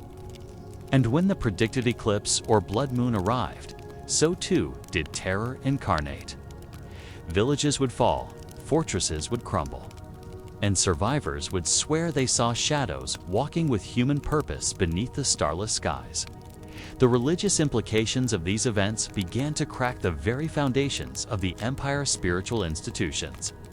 If the heavens themselves danced to the warrior's rhythm, what did that say about divine will? Was the warrior a test of faith, as some monks claimed? Or was he proof that the gods had turned away from mankind, abandoning them to a fate shaped by older, darker powers? Desperate for answers, the emperor convened a grand synod of the empire's highest religious leaders, gathering abbots, bishops, and scholars from every province. The conclave met in the imperial basilica, a towering cathedral that had once echoed with hymns of triumph and divine favor. Now, those same stone arches bore witness to cries of confusion and fear. The debates were fierce and inconclusive. Some demanded an escalation of holy war. Others argued for spiritual reformation, believing the empire had brought this curse upon itself through centuries of corruption and greed. The warrior's next target was not a fortress or city, but the spiritual heart of the empire, the Cathedral of St. Lumina, said to house one of the holiest relics in Christendom. Perched atop a sacred mountain, the cathedral had stood for 6 centuries, drawing pilgrims from across the continent. It was protected not only by stone walls and armed guards, but by layers of ritual blessing and divine rites repeated daily without fail. Many believed it to be unassailable by evil, and yet, when the warrior arrived, he did not come with siege engines or armies. He came alone, walking the steep mountain road in silence. Birds ceased to sing. The bells of the cathedral refused to ring. Monks and guards who looked upon him from the parapets were struck dumb, some collapsing in spasms of fear, others fleeing into the woods in silence. The abbot, a man of profound faith who had not left the cathedral in decades, confronted him at the gate. He carried a golden staff and wore vestments stitched with symbols of protection. He raised his voice in prayer, invoking the names of angels and saints. And for a moment, it seemed to work. The wind stilled, the clouds parted. But then the warrior removed his helmet. Those who saw his face would later describe it as both beautiful and horrifying, glowing with a light that did not belong to the world of men. His eyes were not eyes, but wells of shadow in which screams seemed to echo. The abbot fell to his knees, not in reverence, but in despair. The relic, a shard of the true cross, said to repel evil, cracked in its case, the wood splintering as if struck by invisible force. With one gesture, the warrior opened the cathedral's gates without touching them. The holy sanctuary surrendered, not with battle, but with silence. What happened inside that sacred place would become the stuff of whispered legend. Some say he walked the halls of St. Lumina for 3 days and 3 nights, conversing with spirits of the dead. Others claim he rewrote the sacred texts in blood and bone, corrupting the very foundations of the faith. All agree on one detail. When the warrior emerged, the once radiant stained glass windows of the cathedral now depicted scenes of torment and despair. Angels wept black tears. Saints burned in divine fire. And above them all stood a figure cloaked in darkness, the warrior enthroned in place of the divine. The cathedral, once the heart of the empire's spiritual authority, became a monument to its collapse. The empire's subjects reacted with terror. Pilgrims fled holy sites. Priests abandoned their churches. Families destroyed religious icons in fear they might attract the warrior's attention. Faith, the empire's final bastion against despair, had been weaponized against itself. Emperor Constantine, upon hearing of St. Lumina's fall, locked himself in his private chapel for a week. When he emerged, he was no longer the confident, commanding figure of imperial portraiture. He was gaunt, trembling, his eyes sunken with sleeplessness. He declared a final crusade, not to reclaim territory, but to reclaim hope. He would lead the empire's last army himself, meeting the warrior on the plains of Eltheim. A desolate expanse said to be cursed long before history was written. The preparations were frantic. Armories were emptied. Ancient artifacts, swords, talismans, and relics once thought too dangerous to use were brought forth from secret vaults. A coalition of kings, dukes, and warlords swore allegiance to the emperor. pledging their forces in one last stand against annihilation. And yet, even as this grand army assembled, reports continued to arrive from the frontier. Entire regions had gone dark. Villages had ceased to communicate. Great cities stood empty, their gates swinging open in the wind. It was as if the very map of the empire was being erased piece by piece. The warrior, meanwhile, did not march. He drifted, a shadow across the land, visible only through its effects. Forests withered as he passed, rivers turned to mist. The moon vanished from the night sky, and wherever he went, he left no bodies, only symbols, warnings, and the chilling sense that reality itself was unraveling at his command. The final confrontation at Eltheim approached, and the world held its breath. The final weeks before the assault were quiet, but not with the peace of a world at rest. It was the kind of quiet that settled before a storm of such magnitude that even the wind dared not speak. Across the crumbling reaches of the empire, time itself seemed to hold its breath. Villages stood half abandoned. Roads were empty, but watched. Bells in monasteries rang with no hand to pull the ropes. Smoke drifted in the air from hearths that had no families left to warm. The empire was waiting for its end, for its savior, or for a miracle no one truly believed would come. And in the depths of a forgotten forest where trees twisted in shapes that seemed to remember older gods, the warrior prepared. His army no longer resembled anything the mortal world would recognize. Their ranks were made up of the transformed, the corrupted, the chosen men who had survived the initiation rituals and emerged shaped by something ancient and unknowable. They no longer slept. They no longer aged. They no longer spoke unless commanded. Their movements were silent and synchronized, like a flock of ravens shifting in the wind, each connected to the other by something deeper than words, something spiritual or perhaps infernal. The warrior himself had changed further still. His skin had taken on a texture that seemed not made of flesh, but of stone blackened by ages. His eyes no longer reflected light. They swallowed it.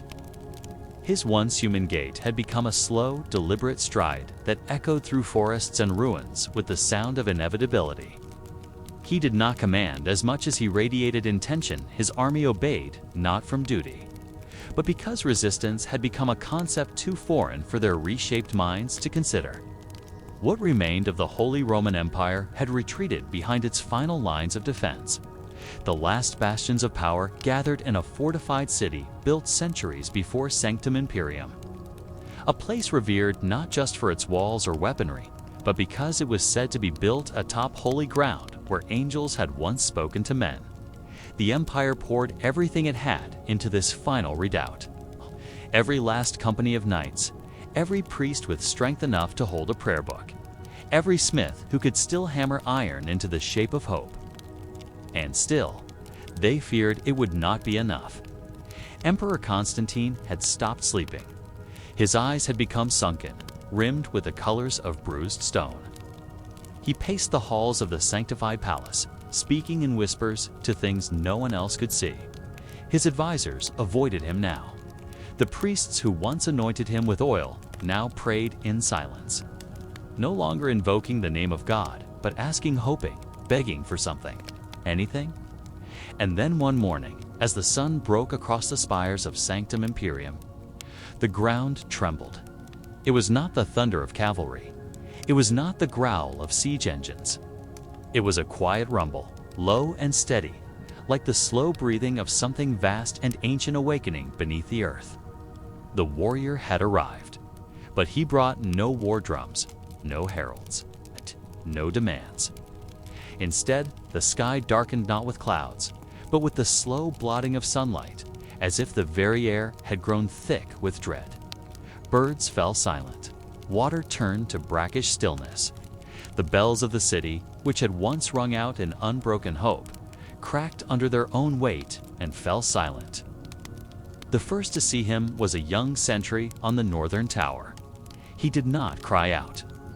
He simply stepped back from the parapet and wept, his body slumping to the floor, his spear falling with a clatter that echoed louder than thunder. Then the whispering began. It came from the corners of rooms where no wind should reach. It curled around the ears of sleeping children. It found the weak places in every soul and pressed softly, insistently, until grown men collapsed in corners, sobbing and clutching at rosaries too brittle to offer comfort. The warrior did not attack. He merely stood on a nearby ridge, watching. And then, that night, he entered their dreams. It began with the priests. Each one dreamed of their cathedral collapsing into the earth, swallowed by shadowed hands. They saw angels weeping, their wings aflame. They saw their holy books unwrite themselves, pages blanking one by one as though the stories of salvation were being undone. Then the dreams came to the generals. In their sleep, they watched their armor melt. They stood on battlefields made of skulls, screaming orders to armies that had no faces. When they woke, their hands were shaking. Some wept, some vomited. A few put swords through their own hearts before dawn. The final vision came to Constantine himself. It was not a dream, but a waking vision so vivid that the emperor thought himself truly transported. He stood in a great hall of mirrors, each one reflecting a version of himself, some noble, some cruel, some broken, some divine. Then the mirrors cracked, and through the splinters, he saw the warrior's face staring back at him from every reflection. And behind that faceless emptiness, the siege of Sanctum Imperium began not with violence, but with silence. The gates did not shake. The walls did not crumble. The people simply began to lose the will to move. One by one, guards walked from their posts. Bakers let their ovens go cold. Mothers forgot their children's names. It was as if something in the city's very soul had been siphoned away, replaced with fog and memory. When the warriors' army finally moved, they did not march, they drifted. Through the woods, through the mists, through the minds of those who saw them coming and forgot what courage was. There were no battles, only surrender. No cries of war, only whispers of resignation. The final gate fell open on its own. Inside, the emperor sat alone, dressed in armor that no longer fit, staring at a throne that had become meaningless. The warrior entered the sanctum, walking slowly, his footsteps echoing like judgment itself. He did not raise a weapon. He did not speak. The emperor, trembling, stood to meet him. He drew his sword, not out of hope, but because he knew history demanded it. But his hand would not obey. The sword dropped to the marble floor. Constantine looked into the warrior's eyes and saw nothing. No hatred, no triumph, no malice, just absence. His skin had taken on a texture that seemed not made of flesh, but of stone blackened by ages. His eyes no longer reflected light. They swallowed it. His once human gait had become a slow, deliberate stride that echoed through forests and ruins with the sound of inevitability. He did not command as much as he radiated intention. His army obeyed, not from duty, but because resistance had become a concept too foreign for their reshaped minds to consider. What remained of the Holy Roman Empire had retreated behind its final lines of defense. The last bastions of power gathered in a fortified city built centuries before Sanctum Imperium. A place revered not just for its walls or weaponry, but because it was said to be built atop holy ground where angels had once spoken to men. The empire poured everything it had into this final redoubt. Every last company of knights, every priest with strength enough to hold a prayer book, every smith who could still hammer iron into the shape of hope. And still, they feared it would not be enough. Emperor Constantine had stopped sleeping. His eyes had become sunken, rimmed with the colors of bruised stone. He paced the halls of the sanctified palace, speaking in whispers to things no one else could see. His advisors avoided him now. The priests who once anointed him with oil now prayed in silence, no longer invoking the name of God, but asking, hoping, begging for something. Anything? And then one morning, As the sun broke across the spires of Sanctum Imperium, the ground trembled. It was not the thunder of cavalry. It was not the growl of siege engines. It was a quiet rumble, low and steady, like the slow breathing of something vast and ancient awakening beneath the earth. The warrior had arrived, but he brought no war drums, no heralds, no demands.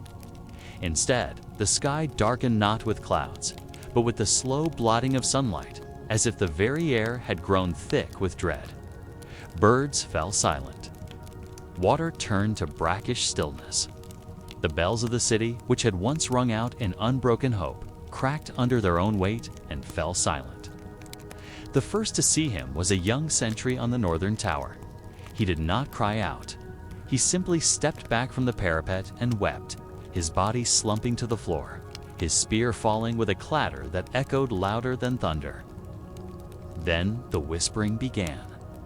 It came from the corners of rooms where no wind should reach.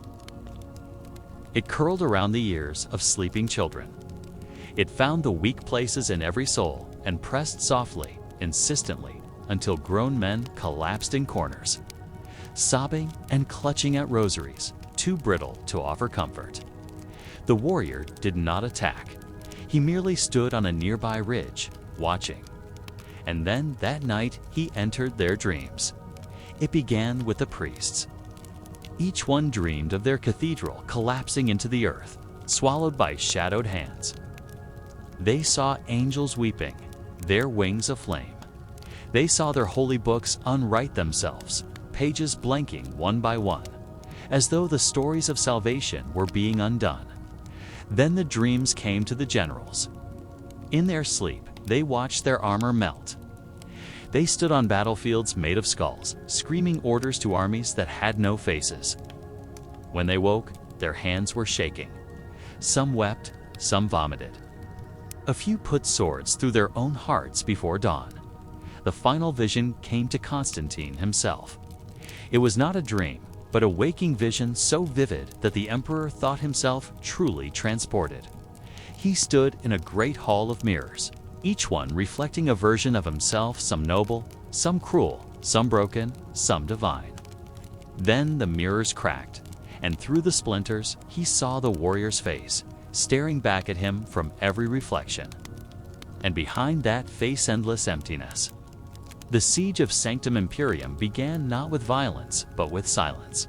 The gates did not shake. The walls did not crumble. The people simply began to lose the will to move. One by one, guards walked from their posts.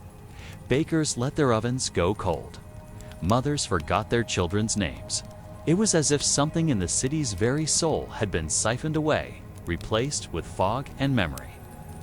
When the warriors' army finally moved, they did not march, they drifted through the woods, through the mists, through the minds of those who saw them coming and forgot what courage was.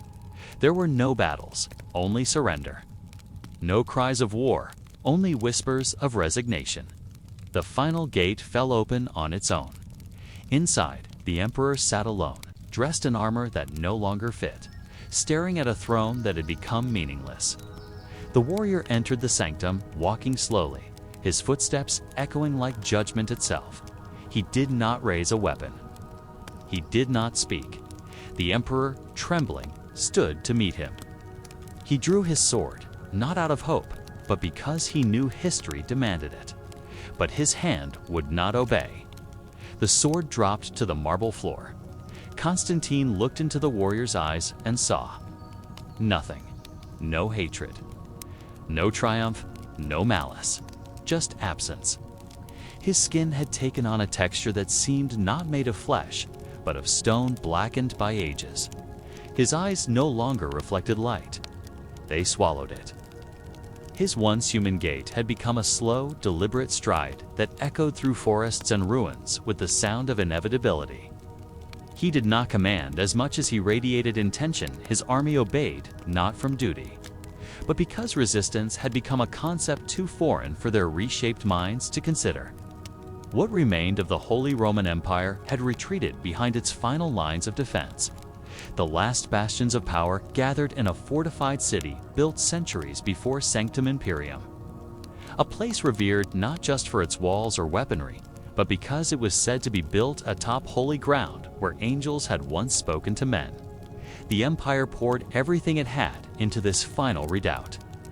Every last company of knights, every priest with strength enough to hold a prayer book, every smith who could still hammer iron into the shape of hope. And still, they feared it would not be enough. Emperor Constantine had stopped sleeping. His eyes had become sunken, rimmed with the colors of bruised stone. He paced the halls of the sanctified palace, speaking in whispers to things no one else could see. His advisors avoided him now.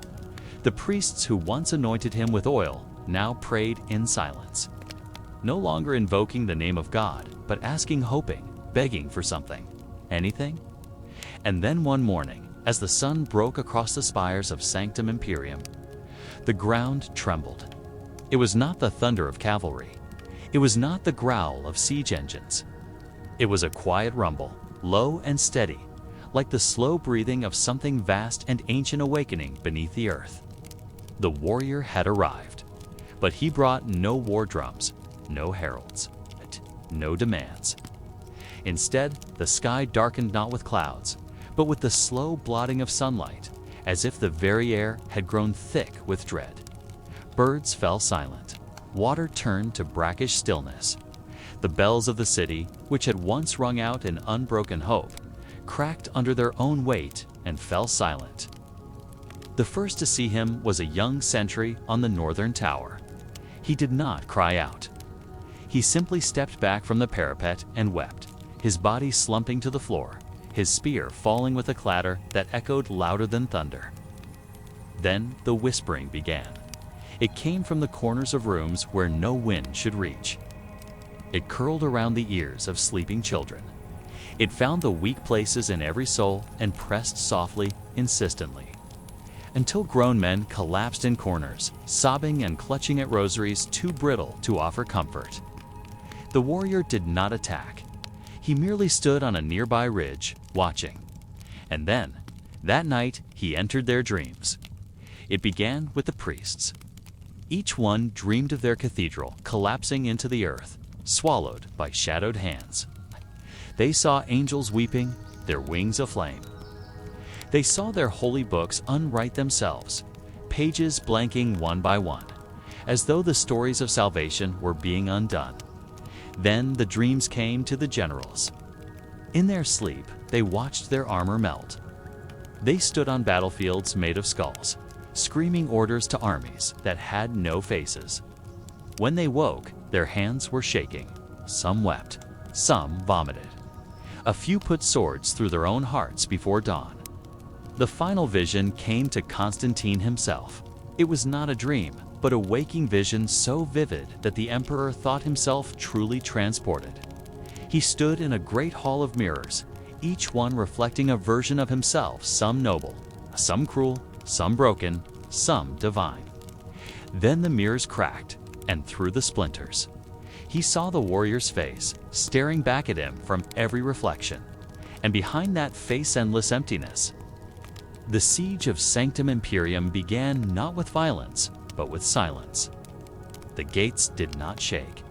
The walls did not crumble. The people simply began to lose the will to move. One by one, guards walked from their posts. Bakers let their ovens go cold. Mothers forgot their children's names. It was as if something in the city's very soul had been siphoned away, replaced with fog and memory. When the warrior's army finally moved, they did not march, they drifted. Through the woods, through the mists, through the minds of those who saw them coming and forgot what courage was. There were no battles, only surrender. No cries of war, only whispers of resignation. The final gate fell open on its own. Inside, the emperor sat alone, dressed in armor that no longer fit, staring at a throne that had become meaningless. The warrior entered the sanctum, walking slowly, his footsteps echoing like judgment itself. He did not raise a weapon. He did not speak. The emperor, trembling, stood to meet him. He drew his sword, not out of hope, but because he knew history demanded it. But his hand would not obey. The sword dropped to the marble floor.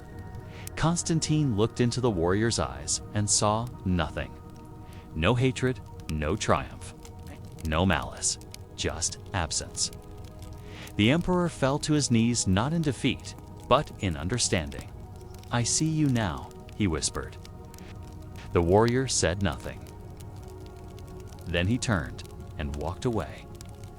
The empire was his, but it brought him no joy, no fulfillment, no peace. He had won everything and lost everything that mattered. As he left Sanctum Imperium, the sky cleared, the birds returned, the rivers flowed, but no one sang. The age of the empire had ended, and the world would never again be the same. And so, as the once proud Holy Roman Empire stood teetering on the brink of collapse, a stillness settled over the land, heavier than any silence before. Not the peaceful stillness of dusk after a hard day's work, nor the sacred hush of prayer in a holy place. No. This stillness felt wrong, unnatural, like the land itself was holding its breath in dread. The rivers ran slower, the wind forgot its patterns, and even the birds stopped singing, as if nature itself recognized that something beyond comprehension had arrived and stayed. The warrior did not immediately press the final blow. There was no need. The empire had already died in its spirit. What lingered were the rotting echoes of a fallen order, a shell without a soul, a corpse that had not yet realized it was dead. And still he waited. He stood alone on the edge of the black forest, watching the horizon with eyes that no longer saw as a man sees. His vision stretched beyond mountains and clouds into hearts and dreams. He could feel the last flickers of courage still burning in a few distant strongholds. The soft cries of priests whispering desperate prayers in ruined chapels, and the final broken songs of soldiers who still believed in duty. But he felt no satisfaction. The great crusade that had been called against him never materialized. Towns once loyal to the empire now locked their gates and offered no resistance nor loyalty. The banners of the empire had not been lowered in surrender. They had simply rotted in place, untouched, unnoticed, symbols of an order that no longer held meaning. And still, the warrior stood. His followers, now vast in number and bound to him in ways that defied mortality, knelt in reverent silence around him. They had become shadows of men, restructured by rites and sacrifice, no longer bound by sleep or time or death. Their presence exuded stillness. It made the air feel thick, heavy, old. To look at them too long was to feel the weight of eternity pressing into your skull, to feel yourself slipping out of your own mind. But none of this pleased him. He wandered in the days that followed, not to conquer or destroy. That part was over. There was no need to fight battles when there were no enemies left to resist. Instead, he walked through the ruins of what once was, alone, unchallenged, unseen by those few who remained. He passed through the broken gates of Akhun, once the seat of emperors and the jewel of the empire. Its cathedrals stood hollow, their stained glass windows shattered, their altars desecrated by fear rather than hand. The bones of saints, once venerated, now lay unguarded and unremembered, dusted by ash. He walked the length of the royal palace, hearing echoes of laughter and court music that had not sounded in years. And still, no part of it stirred anything in him. He visited the mountain monasteries, where monks had hidden sacred texts and themselves from his gaze. He found only silence and snow, and the faint traces of footprints leading into the abyss of winter. Men who had vanished into madness, or worse. Even the holy books had turned blank in places. Their ink faded as if time itself had lost interest in preserving their truths. Still, he walked. Villagers who had once trembled at his name now stared at him with dull eyes. their fear having dried up into something worse: acceptance. They did not kneel, nor pray, nor beg. They merely watched as he passed by, hollowed out by grief, hunger, and months of dreams that had twisted into nightmares. The stories they told their children no longer included kings or saints. Only him, only the shadow. In time, his war became a memory. Not a tale of battle or conquest, but a myth of despair. No one could say exactly how he had won. There had been no final siege, no decisive clash. There had only been fear, and then silence, and then the world was different. But in that silence, the warrior found no peace. He stood on mountaintops and looked into the sky, hoping the stars would speak to him as they once had. But they were quiet. He wandered the edges of the world, the icy coasts of the north, the whispering sands of forgotten deserts, the haunted valleys where no sun shone. He searched for the gods that had empowered him, demanded answers from the spirits who had whispered in the rituals. But they too had grown distant. Or perhaps he had risen too far, so far that even the gods themselves had recoiled from what he had become. What is a god without worship? What is a conqueror without conquest? What is a man without meaning? These questions followed him like shadows, the only companions that would never leave. His followers, ever loyal, built him a temple, not of gold, but of obsidian and bone. It stood at the center of the empire's ruins, surrounded by a lake of still black water where no birds landed and no wind stirred. Its walls were inscribed with runes that shifted when you looked at them. Inside, an altar stood empty, untouched, waiting for something or someone that would never come. And there the warrior sat. Centuries passed. The empire he had destroyed was never rebuilt. Other kingdoms rose and fell, but none dared claim the lands he had touched. His name passed into legend, but only in whispers, and only in the darkest corners. No songs were sung, no monuments raised, just dread, just memory. Some say he still sits there, at the heart of the ruined world, in the temple built by broken souls, watching, waiting. Others say he walked into the lake and disappeared. Some claim he became something else. Not a man, not a spirit, but a principle. The embodiment of fear, the echo of doubt, the whisper that comes just before courage dies. But no one knows for sure, only that he came and unmade the world, and that nothing since has ever been the same. The warrior's temple endured. Long after the empire's bones had turned to dust and the names of kings and emperors faded from stone and song, the obsidian structure still stood. It was untouched by wind, rain, or decay, as if nature itself dared not reclaim it. Birds never circled above. Trees grew in twisted formations around it, their trunks bent as if turning away. Animals gave it wide berth. Even time, it seemed, passed slower in that place. The surrounding lands became known only in rumor. The Black Ring, they called it in later maps. A circle of silence where compasses spun uselessly and night fell too early. Merchants refused to cross it. Shepherds told their flocks to graze far from its edges. The few who entered never returned unchanged, if they returned at all. Those who survived spoke little, and only in riddles. They described the lake like a sheet of darkened glass, and the temple like a wound in the world. Yet still, the world moved on. Centuries became epochs. Languages changed. Nations rose from the ruins of old kingdoms, unaware that the foundations beneath their cities were built upon bones and memory. Faiths shifted, evolving into new mythologies. Gods changed names and stories were rewritten. But the legend of the Dark One, the Shadow Walker, the Ghost King, persisted in one form or another. He was known by many names, though none dared speak them too loudly. Some said he was a fallen god, a celestial being who defied heaven and was cast down in punishment.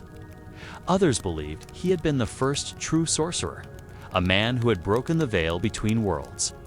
In some myths, he was not a man at all, but a cosmic curse, a darkness that moved from age to age, waiting to be awakened. But none could deny the truth at the center of the myth, that once, long ago, there had been a force that unmade a world. In a distant age of reason, long after the swords had rusted and the old religions had faded, scholars began to excavate the remnants of the forgotten empire. They found crumbling walls beneath layers of ash, burnt churches whose altars bore unfamiliar markings, skeletons buried in ritual formations that defied all known burial customs. They unearthed coins bearing the faces of emperors no one remembered, manuscripts half-burned, written in scripts that no known language could match. And always, always, the recurring image, a dark figure in armor, faceless, looming, surrounded by spirals and flames. The scholars argued. Some believed it was allegory, a personification of a plague or a social collapse. Others believed it was a distorted memory of a real conqueror whose legend had outgrown his deeds. But there were some, a quiet few, who believed it was all true. Those few disappeared quietly. One expedition, more daring than the rest, set out to find the Black Ring. Their leader was a woman named Lyra Velen, a historian known for chasing myths no one else dared take seriously. Her writings before she vanished described an obsession with a figure she called Te, the Morning King, a warlord who had conquered not for land, but for meaning. A godless god, she called him. A man who unmade the world to discover if anything of himself remained. She and her team were last seen heading into the dead forests that circled the temple. What they found, no one knows. But weeks later, a single man emerged from the woods, silent, his face pale and eyes clouded with terror. He spoke only once before falling into a coma. "He's not gone," he whispered. "He's dreaming beneath the lake." The temple's legend reawakened, and with it, questions humanity was not prepared to ask. What if the warrior had never died? What if his consciousness remained, bound to his fortress of silence, adrift in a timeless void of his own making? What if he was listening? What if memory was a kind of resurrection? In time, the story of the warrior came to occupy a strange place in human culture. He was not celebrated, nor was he entirely feared. He became a symbol of transformation, of the limits of power, of what happens when a soul untethers from meaning in pursuit of absolutes. Artists painted him not in horror, but melancholy, a lonely figure surrounded by the empires he had unmade, staring into the distance as if waiting for something he couldn't name. In plays, he was portrayed as both villain and victim, a monster forged by grief, a god haunted by humanity. Writers described him walking through time like a ghost, seeking the piece of himself that power had taken. And still, the temple stood, untouched, unexplored, a scar on the face of the earth that no era dared heal. Some claimed it wasn't a place at all, but a doorway, a wound in the fabric of reality that led to wherever he now waited. Others believed it was his tomb, sealed by forgotten gods, holding his soul in eternal stasis so that the world might continue without him. But the truth was simpler and more terrible. The warrior remained within, alive, but not living, not sleeping, not waking, trapped in the stillness between thoughts, listening to the heartbeat of a world that had moved on without him, watching, always watching, waiting for a moment that may never come. Because even with all his power, even after all his victories, he could not answer the final question: what remains when nothing remains? And still, he waits, beneath the black stone, beyond the broken empires, at the quiet, forgotten center of the world, watching, listening, forever.